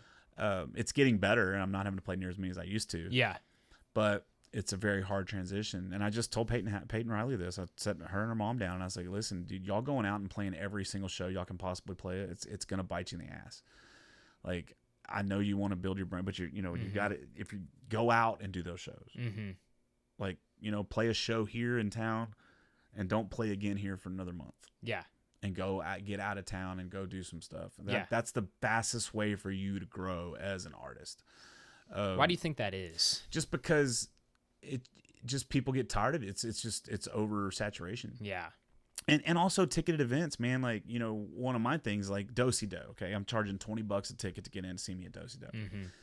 Why some people are going to look at it is, why would I go pay $20 to go see Jeff at Do-Si-Do when I can go see him at Goose's Acre for free on a Thursday? Yeah. Even though it's a total different show, not even the same thing. Right. So much more goes into the Do-Si-Do shows than just a normal bar gig. Yes. But that's just the way they think. And so it inhibits me from selling it out, or it inhibits me from getting people, it's what's better? Is it better to play 10 shows for $500, or is it better to play one show for $5,000? Yeah, I mean, it depends on. It's one show for $5,000. Yeah, it's just because you can put more of your eggs in that basket, and you can put all your promotion. You're not promoting 10 gigs; you're promoting one gig. That's true. So you're getting more fans in one room at one time, so you can put on a show, as opposed to getting 3 or 4 in a room. Right. And so, that's what I tell every younger artist now. That was not always my philosophy, because I was able to sell out a room by doing this, right? But I'm finding that really hard to replicate. Yeah. now in other markets. Right. And so really what you should be doing is you should be playing like one show here, like let's say the North Side, Sawyer Park or something. Right. Then you play another show in Katy. You play another show in Seabrook, play another show in Baytown, right? Yeah. So that's the four corners of Houston. Yeah. You play those places. And then you get out of town, right? Yeah. And so what I'm doing now is I'm drawing a circle. I got a map, and I'm drawing a circle, and I'm saying, okay, Do-si-do September 1st. Right. After September 1st, I am not going to play another show within a 50-mile radius of Do-si-do until a minimum of 6 weeks later. Right. Period. So no Woodlands, no North Side. Yep, within 50 miles. Yeah. And that's what I'm doing. And so that means, every 2 months I'm playing a show there or in that area. Yeah. Maybe Main Street Crossing, maybe Sawyer Park, maybe whatever. But every 6 to 8 weeks, every 2 months, I'm playing there, and that's it. That's so if anybody that lives within 50 miles, they want to come see me, that's the show they got to come see me play. Yeah. And then you go out and go play a 3-hour show in Glen Rose, Texas. Yeah. Until you get to the point where enough people come to see you at that venue, where you can move on to the bigger venue. Right. That's to me, that's the best way to do it. I can be wrong. Yeah. This is me doing trial and error. Yeah. But that's what this is all about. Just trying new things, see what works. Well, one thing about the music industry that I'm figuring out is that, it's a constant learning process. And, it's not math. 2 + 2 doesn't always equal 4. Yep. And so if you're not, constantly learning on what works and what doesn't, then you're going to get left behind. Yeah, and what works today may not work tomorrow. Yeah, exactly. And so and all this going viral shit, let me tell you, yeah, it doesn't add as much value as you think it might. Right. Unless you're Oliver Anthony, unless you're somebody that's just that hits it with, like, if you hit it with a song, then it is. Yeah. But most of us are not going viral because of songs. We're going viral because of different content. Yeah. And I just had that one on TikTok get 280,000 views. Yeah, kissing TikTok. a dude. Yeah. Yeah. And and all the videos around that video got 3, 4, 5. One got 25,000 views. Dang. So it was like really good. But now I didn't stop. I kept pushing the stuff out. Yeah. And now I'm back down to less than 100 views on my videos. Right. So Right. going viral is not necessarily the way to go either. No. Because I don't think that's sustainable. And it requires a lot of effort that I think can be placed elsewhere. I agree. That's what this is great for. Yeah. This is great because it gives me little 30-second content Yeah. that I don't have to fuck with. Yeah. Just Do you share clips? Yeah. Okay, cool. Yeah, what I usually do is tag. I try to tag you. Yeah. But if you want me to, I can send you the clips so you Sweet. can do whatever you want. Yeah, that'd be cool. Yeah. Whatever. Yeah, cool, man. Yeah. It's easy. Yeah. And I use this website called Opus Clip. Opus Clip. Okay. OPUS.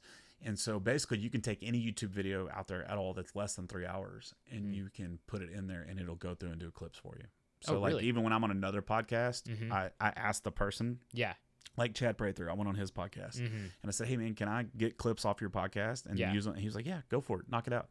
And it's cool because that one got 200, and then there was like 3 or 4 clips that he posted on his that got over 100,000 views. Oh, nice. Of me. Nice. And so that was cool, you know. Yeah. And it's all, and same thing. I went on a podcast called Barry on Deck, which is like the stand-up comedian podcast, and same thing. I did the same thing with him, and I got some pretty cool clips on it. Yeah. I put it out there, just tag him. Yeah. Promote both of our shows at the same time. Yeah. So that works. That's the good thing about this is I get plenty of content Right. from this stuff. Right.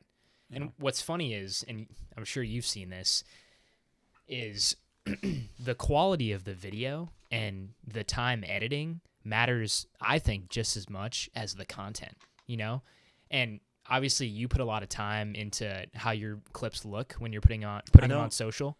Yeah, but you've got the fancy what do you call it? Captions or yeah, but that's all that website does it all. Right, but the point is you're doing it. Yeah. And when someone sees that on their feed, it's more aesthetically pleasing. Yeah, for and sure. so I think that stuff is pushed more because of the effort that's put into the editing. Yeah, I don't know, man. I don't know because I know there for a while, like Tanner Usray, for example, I was talking to him and he was like, yeah, what's working for me is the stuff that's not edited at all. It's like, it'll be me playing a song and the camera's kind of off. You can only see half my face and I'm just playing the song and that stuff pops off. And I know that for a minute, TikTok was pushing that kind of stuff because there was too many people putting too much money into editing. And so, it's constantly changing. Yes. And that's what everybody has to realize, especially the younger generation, is that shit's not always going to be there, man. I've seen so many people.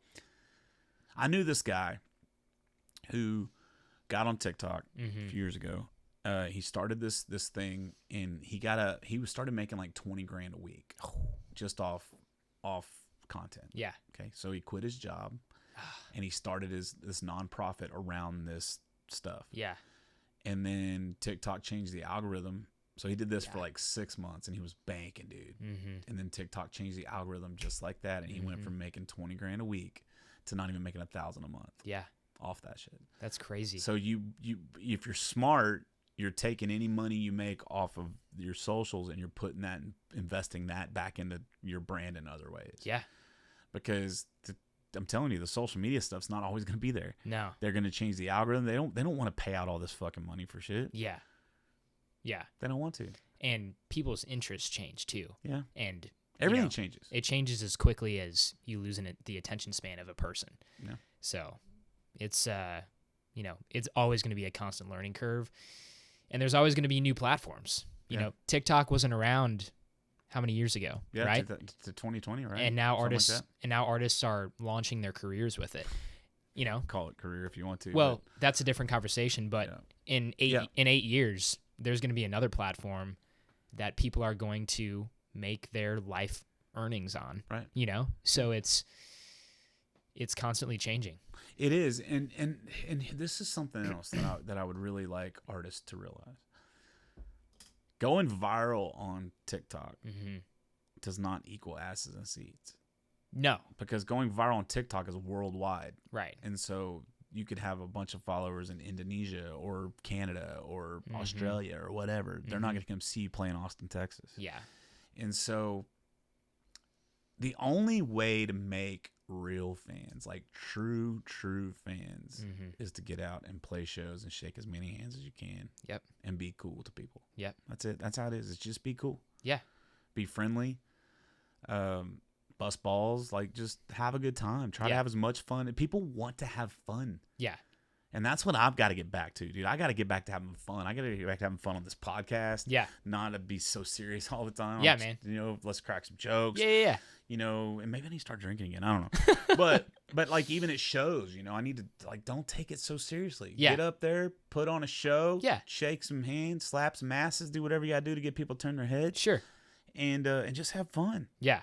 That's what's got to come back. But this, you know, the social media thing, you know, basically what I do is I sit down on Mondays and I schedule my whole week's worth of posts out. So smart. So it's just done and I don't have to fuck with it and it's over. Yeah. And then it's just reactionary. Yeah. But I'm actually at the point now where I don't even think I'm going to log on for the whole week. Really? I think see what happens. I think I'm going to try that and just don't even get on. And then on Sunday when I'm bored out of my mind, or only get on like maybe if I'm on the shitter. Like make that the rule. If I'm on the shitter, I'll get on and check my notifications. Because I don't really want to read the comments anyway. Yeah. You know, because human nature, if you post a post and you get 1,000 comments and 999 are positive and 1 is negative, your human nature, you're going to hold on to that one negative. You'll comment. dream about it. Yeah. Yeah. That's, Anybody that says they don't care, I don't give a fuck. I mean, that's kind of the way I am about everything. You care. Yeah. Nobody wants to be shit on. No. Nobody. There's a few that they can think of. Yeah. In the back of their mind. Right. You know, that doesn't go away. Yeah. And like you said, it's just human nature. So. Yeah, and it sucks. Yeah, it does suck. Yeah. And the fact that can, you know, derail you for an amount of time, whether it's... That's what happened to me. Yeah, whether it's 20 minutes or whether it's a full day. Shit. That whole Sunday thing, that last Sunday thing, it was about 5 days. Yeah. Of just like me completely in my head. Yes. About it. Yes. Like, should I have posted that? Should I have commented back? Who's talking about it? You know, and then, you know, and it just seems like fallout after fallout after fallout. You know, another buddy of mine told me that he was in a radio station doing a radio interview and a talent buyer came in and said, hey, have y'all seen Jeff Canada's post? Like, everybody in the radio station is like, yeah, we saw it. And then whoever that lady was said it was about a different agent. Oh, wow. And so then my buddy got off the phone, he called her. So just to clear that up, that post was not about Kelly Pierce.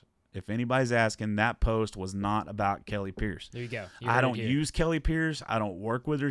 I've talked to her on the phone a few times. I've never booked a show with her. Yeah. But it wasn't her. Yeah. And so anybody that's out there saying it was her, you're wrong. It was not her. You're wrong, guys. Yep. And that's what happened. And so, so my buddy like calls her because she's his agent. Yeah. And he's like, was that you? And she's like, no, that wasn't me. And he's like, I didn't think so. So then he contacted that other person and said, hey, that wasn't Kelly. And then he called me to talk to me about it, letting me know what's going on. Yeah. And I was like, Jesus, man. So it's just like fallout because of that. Yeah. And I'm okay with that. I can deal with the fallout. Yeah. I'm a big boy. I've talked a lot of shit in my day. I'm completely okay dealing with the fallout. Right. Yeah. Not a problem. But it just really had me in my head just wondering, should I have posted it? Yeah. And did I hurt anyone? Because I don't ever, like, that's the one thing I want everybody to realize is that I'm never doing any of this out of malice, man. Yeah. It's not malice, bro. Yeah. Like, I'm not ranting on these things because I want to hurt anyone. Right. I just want them to be better. Yeah. And I feel like if someone doesn't disrupt it, it's never going to get better. Right. But we could talk about that all night long. Sure. Let's talk about the future. So you're writing now, or you? I'm writing as much as I can. Did you write everything you've released so far? I've written everything I've released. Cool. Any co-writes or mostly just? My first co-write was this past February. That was the first one I ever did. Who's that with? I was fortunate enough to be chosen for. It's called Texas Songwriter U. It's put on by Jack Ingram and cool. A couple of those guys. And basically, we went down to a ranch in Round Mountain. It was like a writer's retreat. Yeah, writer's retreat. And that's all it was. It was 3 days of just writing songs with different people. Cool. First time I've ever done that. It was the coolest experience that I've ever had. Also uncomfortable. Maybe not ever had, but it was a super cool experience. Also uncomfortable as fuck. Dude. Oh my gosh. And made me realize like how much I suck. Like there's some good songwriters out there, man. Yeah. And like when you're in your room and you write something that you think is like the next, number one, or like I should give this to George Strait. You go out and meet someone who, has been grinding for years and you're like, God, I need to get to work, And so that was a big eye opener for me. It was cool to be chosen, and it was, I have a couple songs that I wrote there that I'm pretty confident in. Cool. And I think it was eye-opening, number one, for me to work harder as a songwriter. But number two, it was also cool to like be like re-inspired. You know what I mean? Like you sort of hit some dry spells sometimes, and it's tough to find ways to get out of it.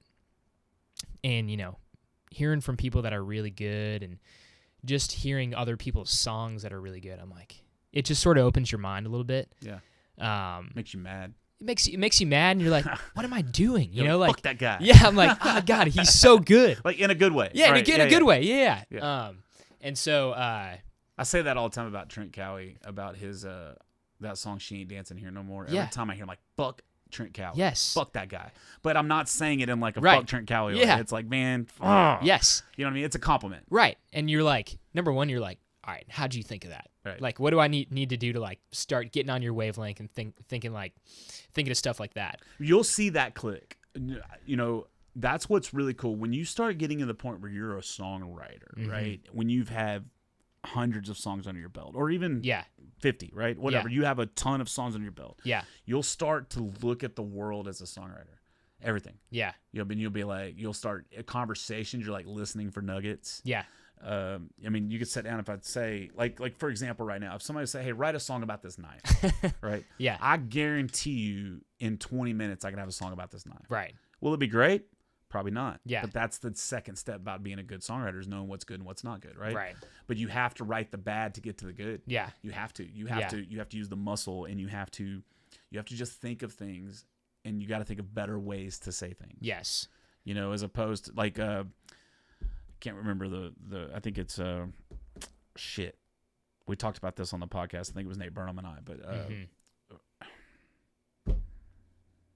Turnpike Troubadours. Yeah. They have the one song, and I think it's them, and he says something about the checkers on her leg from the lawn chair. Yeah.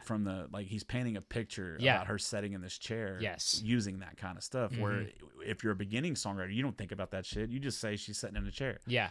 You know what I mean? Yeah. Or like The Elephant by Jason Isbell, which is one of my favorite songs. He's talking about the elephant in the room, but he never says the phrase elephant in the room, but you know exactly what he's talking about. Yeah. Because of he paints this picture. Right. But that's the difference between, to me, writing like Americana or writing more folky stuff as opposed to writing more pop stuff. Sure. To me, like pop country, it's got a good beat and it's got a good story. Yeah. But it's just kind of written. Yeah. You know, like if you take any of the 90s, Bobby Ann Mason, a bunch of the 90s stuff, you know, Here's a Quarter. Yeah. You know, Thunder Rolls. Yeah. It's just telling a story. Right. There's no, it's not, they're not wordsmiths. Right. They're just telling a story that rhymes. Yeah.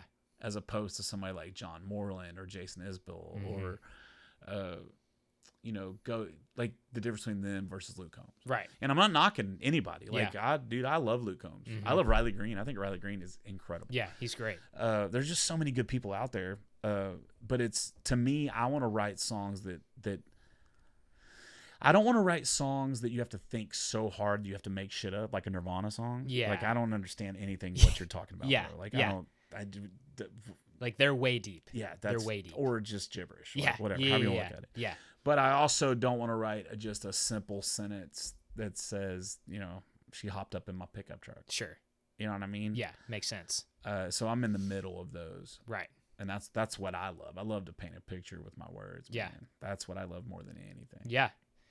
And, you know, the common thing is 100 songs. Got to write 100 songs, and maybe you'll get 10 good ones, right? And so that's one thing that I've sort of been having in the back of my mind every day is, you know, write a verse today. Write a chorus today. I write every day for 1 hour. Work the muscle, right?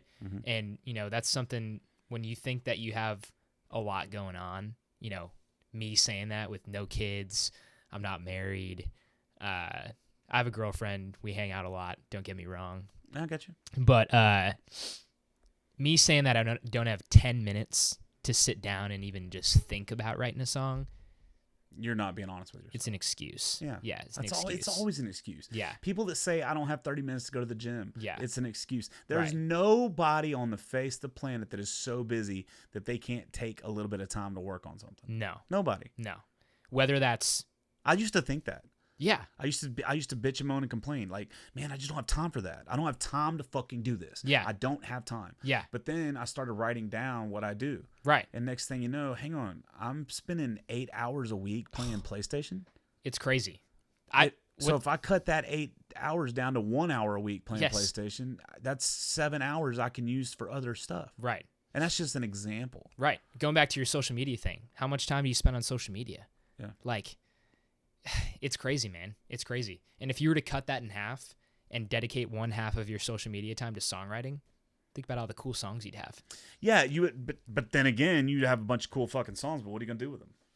Right. And there's the rub, and that's kind of Right. where I'm at right now. Is I have so many songs that I want to record. Yeah. and I'm jealous. and no funds to do it. Yeah. and I don't want to give them away. I don't want someone else to cut them. Yeah. I'm not trying to be a songwriter for other people. I Yeah. just talked about Brian Saldes. So my buddy Daniel Andrews moved to Nashville. Yeah. And he's killing it right now, dude. He's in every fucking songwriter room. People people want to write with him. Yeah. Which is rad, dude. That's so badass. Awesome. Yeah. But it's just that's not what I want to do. Right. I don't want to do that. It's a different part of the business. And that's what I told him. I was like, you know, that's not what gets me off. What gets me off is just being on stage in front of an audience. Oh, That's yeah. my happy place. 100% is my happy place. Yeah. I don't care if I'm playing Brown Eyed Girl or if I'm playing one of my songs. If the crowd is into it, I'm good to go. Yeah. But then the second thing that makes me happy is taking an idea from my head, not from 6 other people or 3 other people or 2 other people, from my head, and getting it to a releasable point. Yes. And releasing it. I love that feeling. Yes. And that's what I'm going after. That's my smile. Mm-hmm. Again, me saying that is not knocking the other way. Yeah. But they're not mutually exclusive. You can say, I want to do this, but I also respect that. Right. It's not that hard. Right. And one of the coolest things was the first time that I ever went to a studio to record, an actual studio, is when I put out Amigo. And I had only played that song on acoustic. I had never heard it with a band. And when you get that rough mix back, dude, it's like you can see colors for the first time. Yeah. Like you're hearing that and you're like, dude, I wrote that. And like those guys put it together, and God, man, it's so cool. And like that's something that like you never want to get rid of, and you just keep chasing it. And like no matter how hard that it gets being an artist, and you know how many hours you spend on the road, how many times you say, man, should I be doing this? When you get that again, you're like, this is why. Yeah. That's it. You know? And so it's just finding opportunities to get that feeling, you know? And I feel like something that I don't do enough of is, you know, sit down and do it every day. And that's what it takes. Yeah. And if you want to make it, you got to do it. And I can sit here and tell you all that I want. Right. But, you know, you got to work for it until you do it. And, you know, and to be successful in the music business, bro, there are very few people that half-ass it and are successful. Yeah. Does it happen? It definitely happens. Mm-hmm. You know, I know some people that are getting booked really good shit, but they don't have any staying time. Right. Because they don't put in the work. Right. But it's not just music. It's business. Yeah. What'd you go to A&M for? Marketing. Marketing. Mm-hmm. So, where do you work now? Or can you say that? I work for a marketing agency. Okay, so you work for a marketing agency. Yeah. But like, if you own your own business, right, you never get a day off. That's what pissed me off about that fucking text. It's like, whoa, hang on a second. Yeah. You own your own booking agency and you get days off? Because I don't know what that means. Yeah. You don't get a day off. You don't get an hour off. You're constantly thinking about what you can do better. You're constantly trying to think of how can I turn heads. Those are the people that just keep doing it. Mm-hmm. Those are the ones that are having long-lasting careers. Yep. These flash-in-the-pan dudes, the Warren Zeiders, the Bailey Zimmermans, I mean, they might end up being that way. Right. But when you have no idea what work is when you're found on TikTok. Yeah. You don't know what it's like. You don't know what it's like to sleep in a van with 5 dudes. You don't know what it's like to get on stage and break a string on song 1, even though you just fucking put them on there. You don't know what it's like when the monitors don't work and you got to sing from just muscle memory. You know, there's just so many things you don't know because you haven't done the work. Right.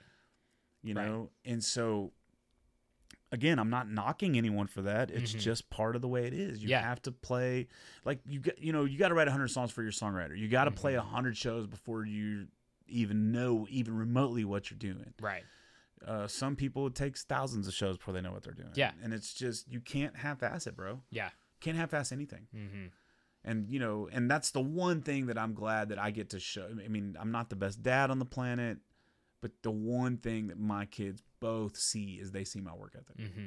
And they see how hard I work at what I do. And I'm following my dream and I'm working my ass off for it. Yeah. And if it's your dream, but you're not working for it, it's just a dream. Mm-hmm.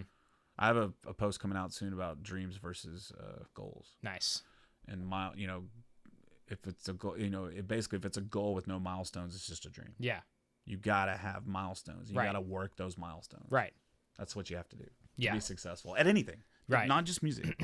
Yeah. I don't care what business it is. Yeah. You know? And setting goals is tough, man. It is. It's a hard thing. Yeah. Because, most people can think of the like stereotypical goals for any given subject, but when you're tasked with breaking them down with things that you can actually achieve, and, with a goal, it probably should be a little bit above that so you can push yourself a little bit. It's tough to write stuff down. Yeah. I mean, that's what I've run into. Yeah. What's your goal for this year? Well, look at where I am now, and you don't know what's going to happen in the year. And so you have to take those things into consideration. And you don't want to fail. Yeah, you don't want to fail. You don't want to set the bar too high and be like, oh, well, I'm setting these goals and I'm never hitting them. Right, but you also don't want to set them too low and then you half-ass shit. Exactly. And so finding that middle ground. Yeah, it's tough. That's tough in itself. So yeah, with anything. Yeah, with anything. But yeah. I don't know who it was. I was listening to a podcast and they basically said, like, the winners, the real winners, it's because they're fucking obsessed with it. Yeah. Like they are obsessed. Mm-hmm. You know, whatever winner it is, you know, if you're a bodybuilder, Yeah. like you're not going to go win a bodybuilding competition if you just go in and half-ass it at the gym. You got to go in, you got to have your goals, you got to have your gains, and you got to do all the right things. Yep. You got to be obsessed with working out. Mm-hmm. Same thing with anything else. If you want to be special, you have to act special. Right. There is no getting to the top half-assing thing. Yeah. And so like me, I'm obsessed with my career. Yeah. Obsessed. It's it takes up most of my thoughts. Mm-hmm. You know? Yeah. I'm always just kind of thinking, how can I do this? What can I do here? How can I do this better? Yeah. How can I piss off less people? Whatever. Yeah. That you're constantly thinking about that. If you're not thinking like that, then it's just a hobby. Yeah. And that's okay too. Right. But don't get all fucking pissy when the person that's obsessed with it is passing you up. Right. And I've seen that happen a lot. Right. Take Peyton Howie, for example. Yeah. Like, you know, a year ago, Peyton Howie's opening for me. Mm-hmm. And now I just booked like 3 shows with her on the road where I'm opening for her. That's crazy. I think it's rad. I think it's badass. It's awesome. I don't find that like good for her. Yeah. That's fucking rad. Yeah. So, yeah, I mean, you just got to keep going, man. You just got to push, and you know, you're going to run into, you know, turmoil Mm-hmm. and roadblocks. Yeah. You're going to run into those, and it's how you deal with those. You know, don't be as reactionary as me, because I'm pretty fucking reactionary. Yeah. Which is one of my biggest flaws, but I know it. Right. I know it's one of my biggest flaws. Yeah. I can't keep my mouth shut. That's why I started a fucking podcast. I love to hear myself talk. Yeah. Yeah. Trying to make it work for you, right? Yeah. Yeah. Yeah. And there's always going to be haters. There's always going to be people out there that talk shit about it. There's Right. always going to be somebody that you know, that doesn't get it, or is jealous, Right. or is just bitter, Yeah. or is a hurt individual, or Mm-hmm. go down the list. There's always going to be those people. And the bigger your name gets, the more followers you get, the more you run into that. Yep. And it's how do you deal with that? Yeah. I tell you what you don't do is you don't fucking post the text message thread on Facebook. You don't do that. Yeah. So lesson learned. Yeah. There you go. Kind of. Yeah. I'll probably do it again. Yeah. But Hey, I'm watching you, right? I'm watching you. So. well, I mean, I first heard about you because my buddy John Flores was playing drums for you. Yes. And he was trying to get me to help you out, but he was, you know, the thing is, man, is he was delusional about how the industry works. Right. Because he just thought you just got to go talk to people and you just got to do what you do, and it's just not the way the industry works. You can't. People hit me up all the time. Hey, man, how do you get sponsors? Yeah. Hey, can you help me get some sponsors? Yeah. No. Like all my sponsors I got because I've built those relationships and I've fostered those relationships. Yeah. And the guy that gives me 20 grand is not going to give you 20 grand. Yeah. Like that's my relationship. Yeah. I built it. Well, funny enough, he was the first person that I heard about you from. Oh, cool. So that's kind of a weird, like, mutual connection there. Yeah, I've known the dude for years. Yeah, Years. that's what he told me. And I actually remember when he called you in, like, some parking lot after we had just played a gig. He's like, hey, man, come out here. I'm going to call Jeff. I was like, all right, I have no idea who this is, but, like, let's do it. And, yeah, man. And then after that, I think I followed you on Instagram and was like, okay, like, this is who Jeff Canada is. And I'm then pretty easy to figure out. Right. And then I started seeing, like, more of your stuff. And then I was hearing a lot about you, and other people were talking about you, and I was like, all right, like, this is a guy that I have to meet. Like, he seems like a good guy. And then I saw you walking around at the TCMAs with, I was with my girlfriend there, and her name's Annie. I was like, Annie, that's Jeff Canada. I was like, I think I got to go say hi to him. So I went up to you, and I was like, all right, I'm going to walk up behind this guy, like, tap him on the shoulder and be like, hey, what's up, man? Yeah.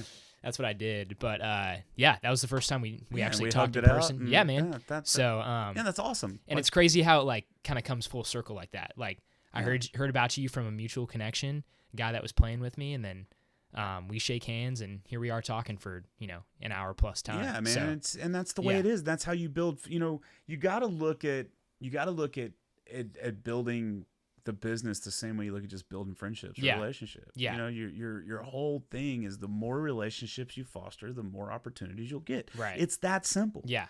The less relationships you foster, the less opportunities you're going to get. Right. It's not hard. Right.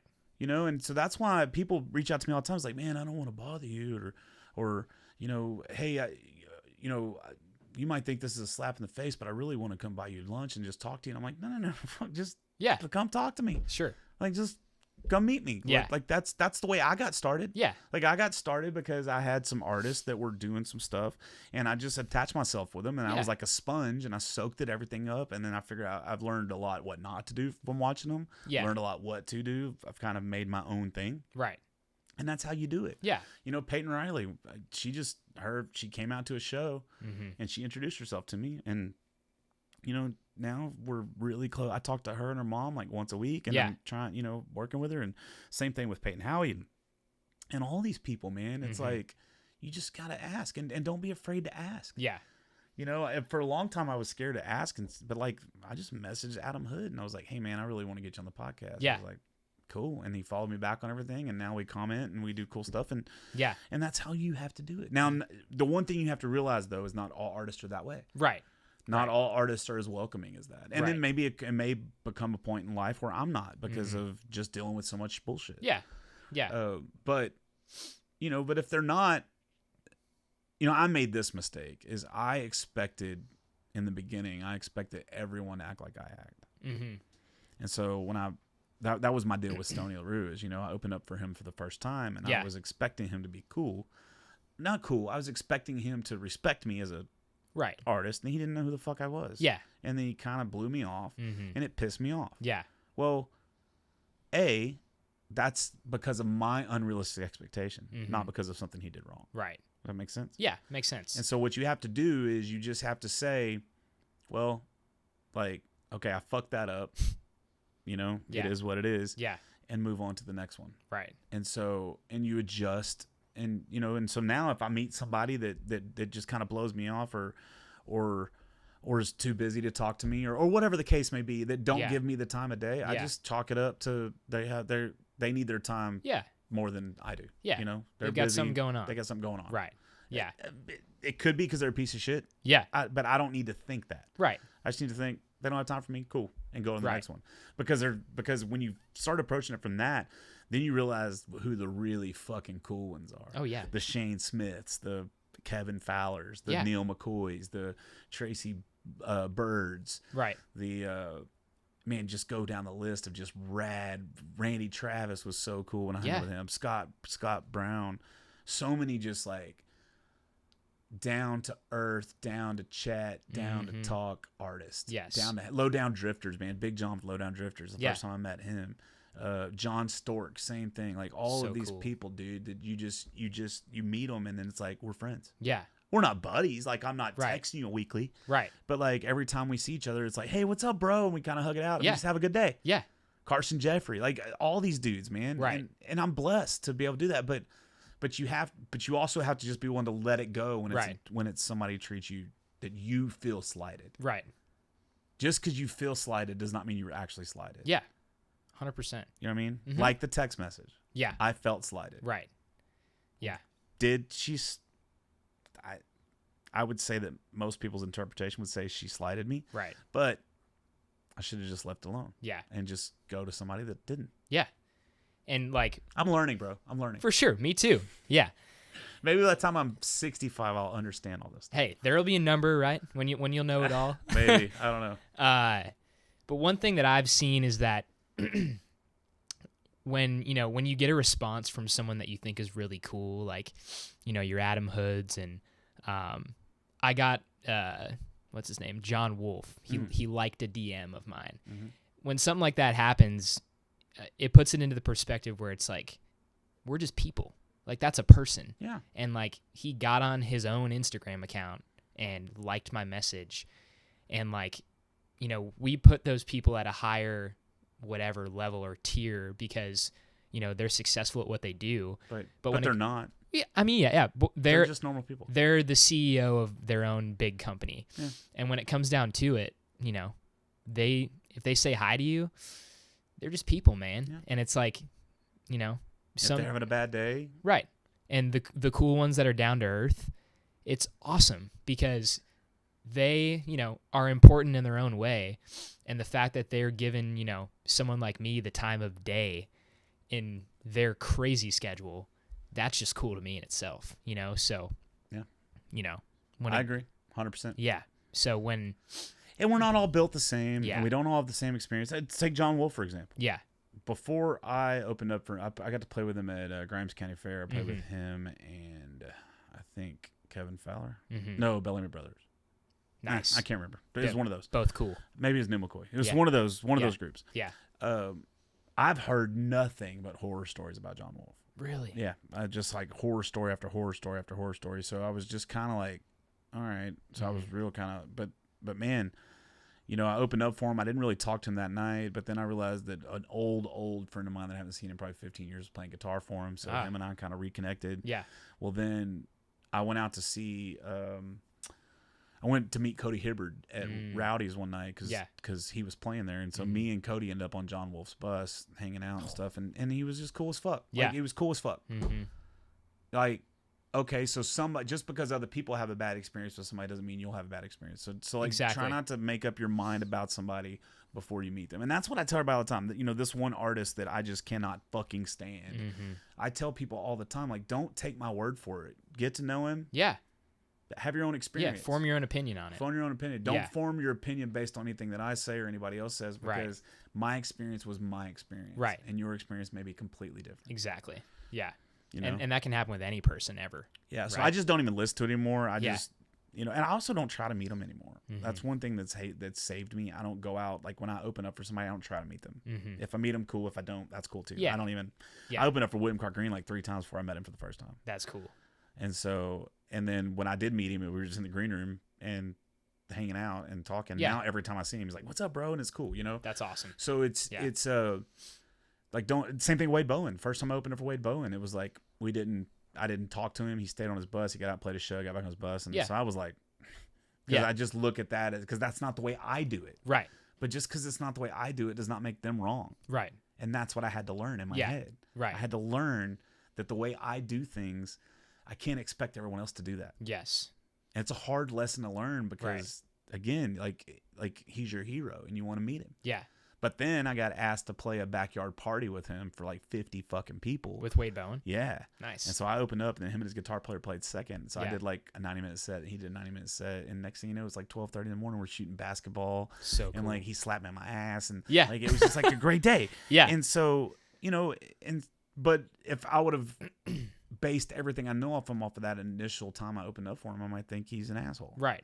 You know? Right. And I don't think that's right. And and that's one thing that I call myself out on whenever I did it with Stoney. You know, I opened up for Jason Bowl and he kind of did the same thing. Yeah. And I was like, fuck, man. And I just don't want to be that way. Yeah. Like, it's just not cool. It's not cool to have a negative light on something whenever they really didn't do anything wrong. Yeah. They just didn't do the way I would have done it. Yes. That doesn't make them wrong. Right. And it's cool to think about it in the reverse scenario. You know, if you're Stoney LaRue and you're a huge name and Jeff Canada comes up to you, or you go up to him and you dap him up and say, "Hey, man, thanks for kicking off the show for me."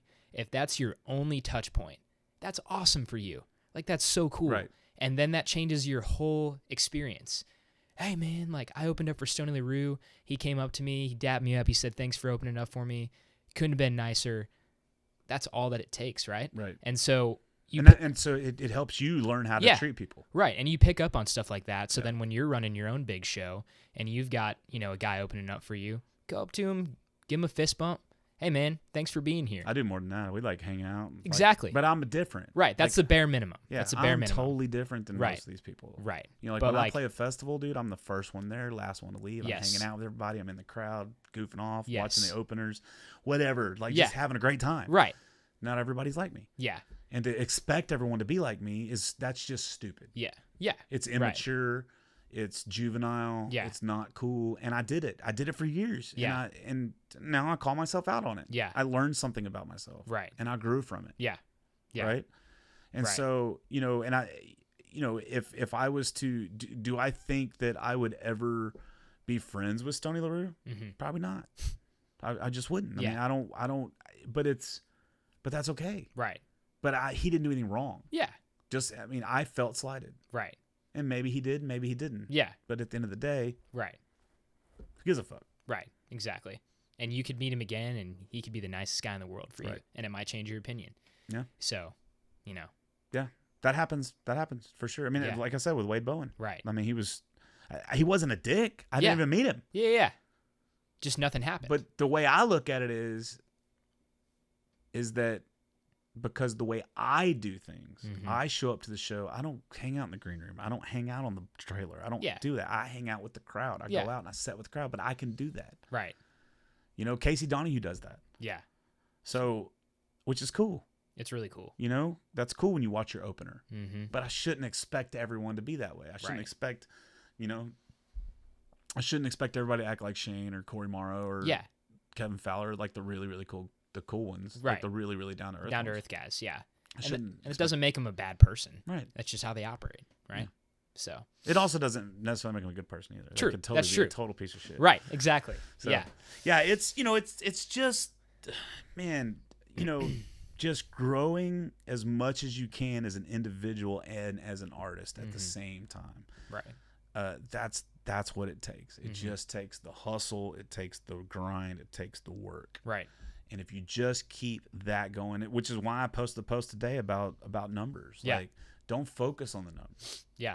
Focus on the work. Right. Because if you do the work, and I'm proof of it, because before I was focused on the numbers and I was trying to play the number game. Yeah. But then I got to the point, so you know what I'm going to do?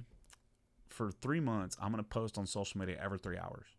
And I'm going to program it in there. I'm going to post 2 podcast reels a day. I'm going to post a song reel. I'm going to post something positive about somebody every day. I'm going to post something about my new playlist. I'm going to post something about a show. So basically every 3 hours or something lined out. And since I started doing that and not looking at the numbers, I've had like 8 or 9 posts go viral. Wow. One of them got 2.5 million views. 8 or 9 in what period of time? In the last 3 months. Wow. Yeah. So that's great. So now, did it add anything? No. But what it taught me was if you just do the work. So if you have a new song out, just do the work. Yeah. Right. Do the best you can. Promote it as best you can. But don't lose yourself in the fucking numbers, because if you do, it'll drive you crazy. If you're looking at your Spotify every day to see if a song's getting listened to or not, it will drive you crazy. But if you turn that app off and you just do the work for a month, you don't even look at it. Yeah. I guarantee you, when you go back in and look at those numbers, they're gonna grow. Yeah. Because you've been doing the work. You're not stressing about the numbers. Yeah. I tell people that all the time, and that was a very hard lesson for me to learn. On my own. Yeah. You just can't. Yeah. So I don't look at analytics for this podcast. I couldn't tell you how many people watch it because I'm not doing it for them. Right. I'm doing it for me. Yeah. I'm doing it for the guest. I'm doing it so we can have these different things to go. You know what I mean? Oh yeah. It's just cool. It's cool. fun. It's good to meet people. It's good to unravel things. It's good to just cut up and talk and have a good time. Yeah, it's super fun. Yeah. And so this is for me. It's not for anybody else. Yeah. So I'm not going to get balled up on the numbers and get pissed off because 90% of the people only watch the first 30 seconds of the podcast. Right. Who gives a fuck? You don't want to watch it, don't watch it. Right. I'm doing the work. Right. And if they watch the first 30 seconds, they watched it. Right. But also success is not always about the views. It's Right. not always about the numbers. I've had a lot of bigger artists reach out to me to ask me if they could come on the podcast. That's cool. That's a win. Yeah. That is a win. That's a win. Yeah. And it's cool to get a message like that. I'm nominated for Podcast of the Year this year. I'm nominated for Professional of the Year this year. That's cool. How does a guy like Jeff Canada, a disruptor, someone who just runs his fucking mouth, how is he up for Professional of the Year for the Texas Country Music Association? How? Why? You're doing it. You're out there doing it. I'm just talking to folks. Yeah. Just being me. I'm not worrying about everything else. Right.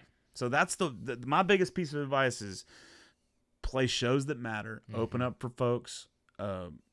You playing a 3-hour set at a Baker Street pub is not going to add any value to you as an original artist. Right. It's just not. Yeah. It's just not. Right. Because they want you to go in there and play Brown Eyed Girl and play, the Dougie or whatever the fuck they want to hear. That's what they want. And so those places you're not going to make, you might make a fan there, but if you go do one show opening up, like say you come open for me at Do-Si Do, well, I guarantee you're going to make some fans from that show. Yeah. Because they're there for the music. Absolutely. Yeah. So it's just about picking the right shows. You're always going to miss. You're going to have your misses. Right. I've gone on the road and played like a run do like 6 shows in a row, and not a single one of them had a redeeming quality about them at all. And it's the worst. It's the worst. Yeah. But then when you get the good ones, Right. that's the best. Yeah. You know? Yeah, there's so many peaks and valleys, dude. Yeah. This is a very, very, very, very up and down lifestyle. Yeah. And I've come to know that, you know, just from doing it. Yeah. And you get the highest of the highs. I mean, just think about it. You know, a month ago, I got to play with Randy Rogers. I played in front of 6,400 people, dude. 6,400 fucking people ish. Yeah. I got to play in front of those people. And they were looking at you. Yeah. Oh, yeah. Yeah. Not only that, Yeah. we killed it. Yeah. That's awesome. Like, we slayed it. It's probably one of the best shows I've ever played in my life. Where was that at? It was at the Montgomery Mudbugs Festival out in Montgomery. Cool. It was just a great show. The lineup was good. Mm-hmm. It was just cool. We had such a great time. Yeah. Their tour manager came up and gave me a huge compliment after the show. Told me I was the best band on the bill, which was fucking rad. That's awesome. It was just a really cool experience. So you get those. So imagine that. Imagine you get to play in front of Randy fucking Rogers in front of 6,400 people, and then the next day you go play a show in front of fucking 8 people that don't give a fuck if you're playing or not. Yeah. Like, that is the definition of peaks and valleys. Yes. Yeah. It's the definition of it. And it's wild to think about because on a different scale, it's all scalable, right? Randy Rogers is doing that too. You know, he's playing in front of however many people, but then also he's playing in front of those small crowds too. And imagine how he feels. Yeah. It's wild, man. It's wild. And I feel like you just have to take it all with a grain of salt. You do. So, and that's the hard thing, you know. Again, the hardest part about it is that us as artists, we pour everything we have into this song, and then we pour everything we have into the show, and we're there, and like all of our money's invested, all of our time, we've blood, sweat, tears, and then we get to a show, and you get up, and nobody fucking cares. Yeah, and it's like, why am I doing this? Yes. Well, I can tell you why I'm doing it because I love to perform music, and you got to remember it. And you got to remember that. Yeah. And you can lose sight of it. You can lose sight of it so easy, man. And, you know, so the more positive you can stay, the longer, the better. Yeah. But also, you can't be a pushover either. And that's a hard one because you can't, if you're a pushover, if you're too nice, they will run all over you, dude. Yeah. Venues will take advantage of you. Agents will take advantage of you. Musicians will take advantage of you. Right. Other artists will take advantage of you. Yeah. If you're a pushover, so you can't be a pushover too, but you have to find that fine line between not being a bitch, but not being an asshole. Right. Yeah. It's tough. It's fucking tough. Everything about it is hard. Yeah. But if it was easy, everybody'd be doing it. Exactly. But again, we love it, right? I do. Yeah, for sure. So we keep doing it. Yeah. Love it for sure. Yeah. Well, cool, man. You got anything else you want to add? I was going to ask you, I know you're a huge social media guy. You got any quick tips for me and the fans? You know, social media is one of those things that you just have to keep trying stuff to figure out what works for you. Yeah. I do have this system that I developed to grow Instagram. That's real folks. And I'm charging $300 for like a consultation with an artist to show them that. Now you got to do the work. Right. It's going to take you about an hour and a half to set up initially. Right. Then it's about 20 minutes a day. Yeah. But if you don't want to do it, you don't have to do it every day. Right. But the more you do it, if you do it every day, you will grow your Instagram number. I mean, I grew mine from 700 something followers to over 13,000 in the last like year and a half. Wow. So it's good growth. It's steady growth. It's real people. Yeah. You're unfollowing and following a lot of folks because, you know, it's just the way it works. And I'll gladly show you how to do it. I can definitely show you what to do.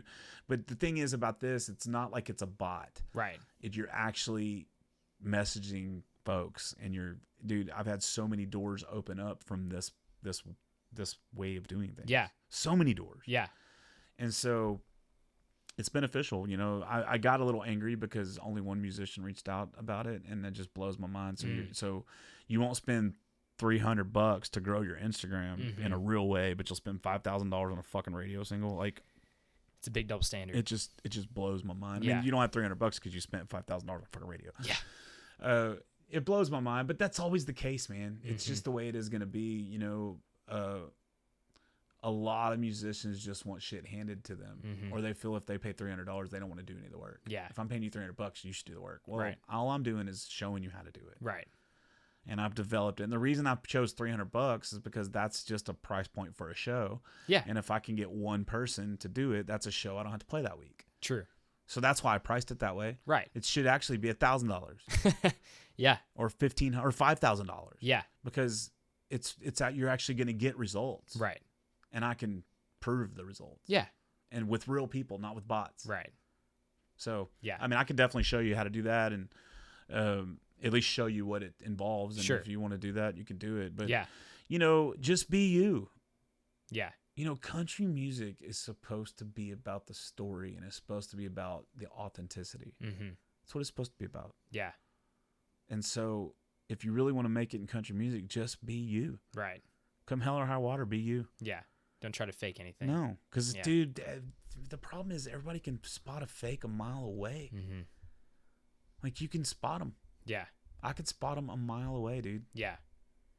But it's funny because Luke Bryan was on a podcast and he said, I can spot a fake country guy a mile away. I just take him out to my ranch. And I give him an open face reel. Yeah. And I say, rig that up. Yeah. Because any country boy that's worth a grain of salt can rig up a fucking fishing rig. Right. Anybody. Right. I can. You probably can. I don't know. Yeah. Like, it's that simple. Yeah. But if you hand somebody a rod and reel and they don't know what to fucking do with it, they're probably not country. True. And then they shouldn't be singing about fishing, right? Well, we can go that route. Yeah. I've had that conversation multiple times. I mean, you got guys that are putting out songs like Keep Country Country mm-hmm. that have never even pet a horse, let alone rode one or fed one or been thrown off one or brushed one or saddled one or had to kill one. Yeah, dude. I mean, it's so, a lot of what we do is acting, and that's fine. If you're a good performer, you're a good performer. You don't have to live your songs. Right. I mean, George Strait didn't write his shit, Yeah. So it's a good performer is a good performer. Right. Period. Right. It's just funny to me whenever you get some of these guys preach at you about like, that's not your real country music, and you fucking don't even know how to put a bridle on a horse. Yeah. Yeah. And to the same point, I guess a good storyteller is a good storyteller, Yeah. Like, not every author is doing what they're writing about. Right. And some, like Charlie Crockett. Yeah. I think a lot of his stuff is fictitious. Like his whole stick, a lot of it is like he took a whole bunch of his heroes and melded them into one guy. I don't know for sure because I don't know a lot about him. I love his music. Yeah. So, and that's okay. You found your niche and you're doing it. And there's nothing wrong with that. And it's working. It's working. So why stop? And it's work. That's the thing. It's working. But this is what I want everyone to realize. Yeah. The only metric of whether it's working or not is asses in seats. Mm-hmm. That's it. Can you hear it? Let me do that. Asses in seats. Got it. If you can get all the number ones you want on the planet, if you can't sell fucking tickets, it doesn't matter. That's what it comes down to. It's asses in seats. Yeah. What are you doing to get asses in seats? Mm-hmm. And to be, and it should be a little bit of all of it. Yeah. Be on social media. Yeah. Push to radio. Yeah. Promote on Facebook. Do YouTube shorts. Yeah. Do stories. Do it all. Yeah. Do co-writes. Write on your own. Mm-hmm. Produce some stuff on your own. Right.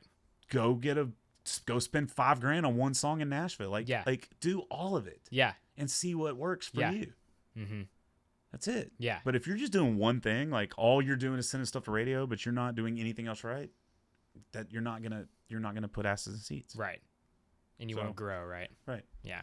So it's the whole thing. It's everything you do. I mean, like you take me, for example. I guarantee you a lot of doors are shut because of my mouth. Mm-hmm. Guaranteed. Yeah. I guarantee you I'm not as big as what I could be because of my mouth. Right. But that's okay. Yeah.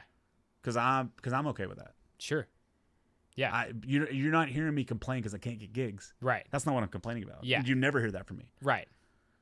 But everybody has that thing. Yeah. Like everybody does something that, is preventing them from getting to a certain point to an extent. You know what I mean? Yeah. Whether it's... Oh, yeah, we're all flawed. Whether it's you being an asshole, whether it's you being too nice, everybody's got something. Yep. And so, like we've been talking about, take what you have, try to make it work for you. Look what you're doing. You love to talk. You got a podcast going, and now you're up for Professional of the Year, Podcast of the Year. Yeah. That's how it works, man. Yeah. It's just crazy. Keep doing it. Yeah. Just keep doing it. Yeah. Keep moving forward and don't, don't get caught up in the bullshit. Yeah. Don't get caught up in the drugs. Don't get caught up in the alcohol. Don't get caught up in the negative opinions. Don't get caught up in the don't let haters affect you, because I don't give a shit how nice you are, how good you are. You're going to have haters. Yeah. Period. If you're doing stuff, someone's going to fucking be. And a lot of it is just trolls. Yeah. A lot of it is they don't even really have an opinion. They found out that they can get that dopamine hit by talking shit to people on the internet. And you just realize that and go about your fucking day. Yeah. But also consider the source. Right.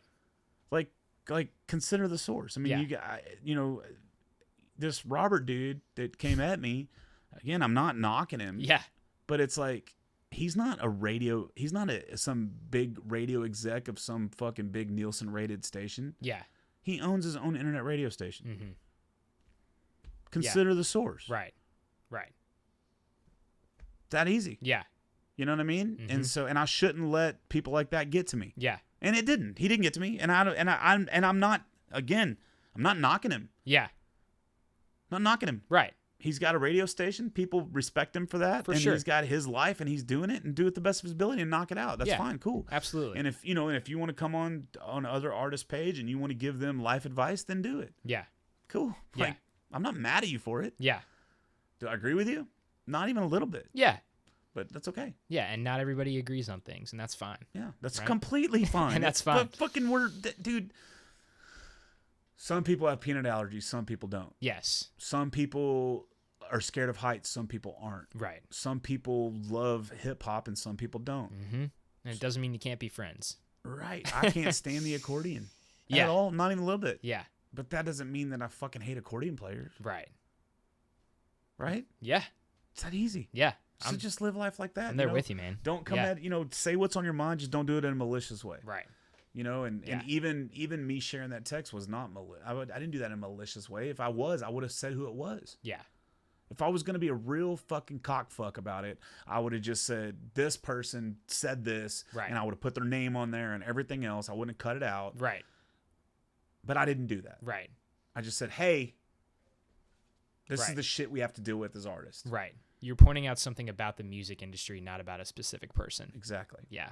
Right. Yeah. Now, if they see that text, they're going to feel attacked. Oh, and for they sure. should, and rightly so. Yeah, because it's them and they know it. Yeah, and and that bridge should be burned. Yeah. Like, I would never expect to get any work from that person. Right. Ever. Right. Ever. Yeah. Now, I can tell you what I would have done in that situation. Mm-hmm. Had you text me on Sunday and I came back with that kind of response, and then you came back with what I said, mm-hmm. I would have handled it completely different. I would have looked at it and said, because I always look at myself first. Mm-hmm. Always. Yeah. Like I do. Yeah. And that's why I focus on the negative, because right. I'm looking at myself and wondering, did I handle this the best way? Mm-hmm. And sometimes the answer is no. Yeah. But I did it, and now I got to deal with it. Yeah. I'm not some bitch. I'm not going to delete it after everybody's seen it. Yeah. That ain't happening. Because then that sends another message about you, right? Right. That you're a bitch. Yeah. Yeah. Yeah. I see all the time, especially late at night. Like, you'll see people get on there and just post some fucking vile ass shit, and the next day you go back to look at it, and it's gone. Yeah. Yeah. Well, depending on the situation, Now, every now and then I'll post something, and then immediately I'll be like, oh, fuck, and I'll just delete it immediately. Yeah. Maybe one or two people saw it. I definitely, that does happen. Yeah. But once it's got like 10 or 15 likes on it or something, it's out there. It's man. out there. I'm not pulling It's it out back. there. Yeah. Yeah. Well, cool, man. So you got any more songs coming out? When's your next release? Yeah, so I just had a single called "Let Me Down" drop like 2 weeks ago. Yeah, I added it. I had it on the. You did, yeah. Thanks for doing that. Sure. Your playlist always gets me a lot of streams, so I appreciate you doing that. I made that playlist. If you're listening, it's called Jeff Canada's Weekly Jams. Mm-hmm. And basically what I do is every Friday I go through my release radar and I pick my 10, 15 favorite songs. I put them on there, and then it's got enough followers where it's usually going to get you 400 or 500 spins. Yeah. In that week. Yeah. And then at the end of that week, I take it off and I rebuild the playlist and I send it back out with new stuff. No, that's been great. And I saw you do that, and I sort of started a similar thing. Cool. I put out a song Amigo last year, and I started a playlist called The Amigos, and it's basically just everyone that I've met, shook a hand with, or I don't know, met through someone else in the music industry that releases music, threw them on that playlist. Those are my amigos, The Amigos. Just an artist trying to help out other artists, and that's something really cool. But I've got another one in the bag right now that's getting ready to release. sometime in the summer. We haven't picked a date yet, but we'll have that one. And then, yeah, man, got some songs that I'm getting ready to take to the studio soon. And sweet. My sort of tactic right now is to just blast out those singles. Yeah. That's what I'm doing too. I got one coming out Friday. Sweet. It's a compilation. It's not a compilation. It's a duet that another. I'm getting reached out to a lot to see if I'll do duet with people. Nice. And what I basically do is if you're paying for it all, I'll sing on it. Yeah, I've always wondered how that works. Yeah, so like this guy's Telly Irons, and he has the whole song, and he basically said, "Hey, I'd love for you to sing a verse and a chorus on this." Yeah. And he sent me the song. I went to the studio, knocked it out, and sent it back to him. He did everything, got it all, and I didn't have to put a dime into it. Nice. And it just gets you, just so as much of that stuff, and I'm gonna start doing that with other artists too. Yeah. As much stuff as you can put your name on, put it on there, as long as it's decent. Right. Oh yeah, you gotta be judgy about it. Ish. Yeah, I mean, because no matter what, someone's gonna like it. Yeah, but also, I've had folks reach out about that sort of stuff too, and something that like I'm not super passionate about, and I don't know. I feel like I get it. Yeah. Do whatever you want to do. Yeah. I'm not gonna release something that I'm not passionate. Yeah. So, but yeah, anyway. I had, it also depends on who it is, and to a point, it's just, it's a case by case basis. Right. Exactly. You just have to look at everything and see, okay, is this the best for me right now? Sure. Just know that if you tell them no, they're going to get all fucking butthurt. Yeah. So, just got to handle it which right. Which is hilarious. Yeah. I mean, I'm sure I have a lot of artists that don't want to come on that I reach out with the podcast. Yeah, I'll come on, but they won't ever lock anything in a date. And it's probably because they just don't want to come on, but they don't want to be a dick. True. They don't want to tell me, dude, I don't want to go on your podcast because you talk too much shit. Yeah. And that's okay. I mean, that's fine. And not every podcast has to be talking shit. I mean, like, dude, I have had stand-up comedians on here. I've had, cops on here, all kinds of stuff. We can just come in here and just cut it up. We don't have to. Yeah, man. Like, we can talk about whatever you want to talk about. Yeah. Yeah, you don't have to come on here and, tarnish your reputation. No. Like, we're just having a conversation. Yeah. And we haven't said anything that's bad. Like, Absolutely very not. rarely is something said on here that's so bad it's going to piss somebody off. Right. Like, it's just cut. You're just, we're venting a little bit. You're cutting. You're just vibing. We're just having a good conversation. Yeah. Just keeping it going, right? Yeah. And that's what we need to do. We need to have more and more of those conversations. Yeah. Yeah. So. And this is cool. And it's not often that you sit down and have a real conversation with someone for, 2+ hours. Yeah. With no distractions. Frankly, I can't remember the last time that I did it. Right. Whatever. But it's true. It's a lost communication. Yeah. For sure. And what's cool about it is I'm going to remember this for a long time because it doesn't happen often. And, I just spent 2+ hours of my day talking with you. And it's a meaningful thing that happened in my life because, it's cool. It's a cool experience. Yeah. And it's cool on my end. Yeah. Like, it's so cool to like, what's really cool for me is when I have somebody, either I do on here or I do an artist spotlight. Yeah. And then I'll see a fan of mine at one of y'all's shows. Yeah. And they take a picture because they found you through me. That's cool. That is cool as fuck to me. Yes. Like, that is cool. That's what I want. Yes. That's what I want. It's very cool. It's rad. And it's, again, artists helping artists. Yeah. Rad people doing rad shit. We need man. more of it. Yes. Help me help you, right? Yeah. Help me help you. Yeah. All right, brother. Well, let's get out of here, man. Cool. It was good meeting you, like, officially. Yeah. I mean, I know I met you once before, but, like, and we've talked on the phone a little bit. Right. But this is our first, like, conversation. I feel like I know you a little better. Yeah, absolutely. And, yeah, everybody go. Do you have a website? Got a website, charliemccabemusic.com. charliemccabemusic.com. Some asshole stole charliemccabe.com, so I'm not bitter about it, all right? Yeah, I had to. Somebody had jeffcanada.com, and I finally got it. But now, I still have jeffcanada.com, but I do the jeffcanadasucks.com because it works out so much better. Yeah. So many people go to my website dude, just to see what it is. It's hilarious. Yeah, that's awesome. And so, well, cool, man. Keep doing it, dude. And take everything I say with a grain of salt and see if it works for you. If you want to play the 3-hour shows, play the 3-hour shows. Mm-hmm. Whatever you want to do, you can do whatever you want to do. You're the master of your own fucking universe. Right. And you have conversations with people. You take what works for you, and you just let the rest of it go. And it's not that hard. Absolutely. Yeah. All right, brother. Hey, I appreciate it. Yeah, man. Thanks for having me. Hell yeah, this dude. was awesome. I just punched the Aggie ring, man. The Aggie ring. Yeah. Aggie. So real quick. Sure. Is A&M as culty as it seems? It is. Okay. And being on the inside of it, you really see it's not hate, but like we're we're passionate about the school, Right. which I think is really cool. Yeah.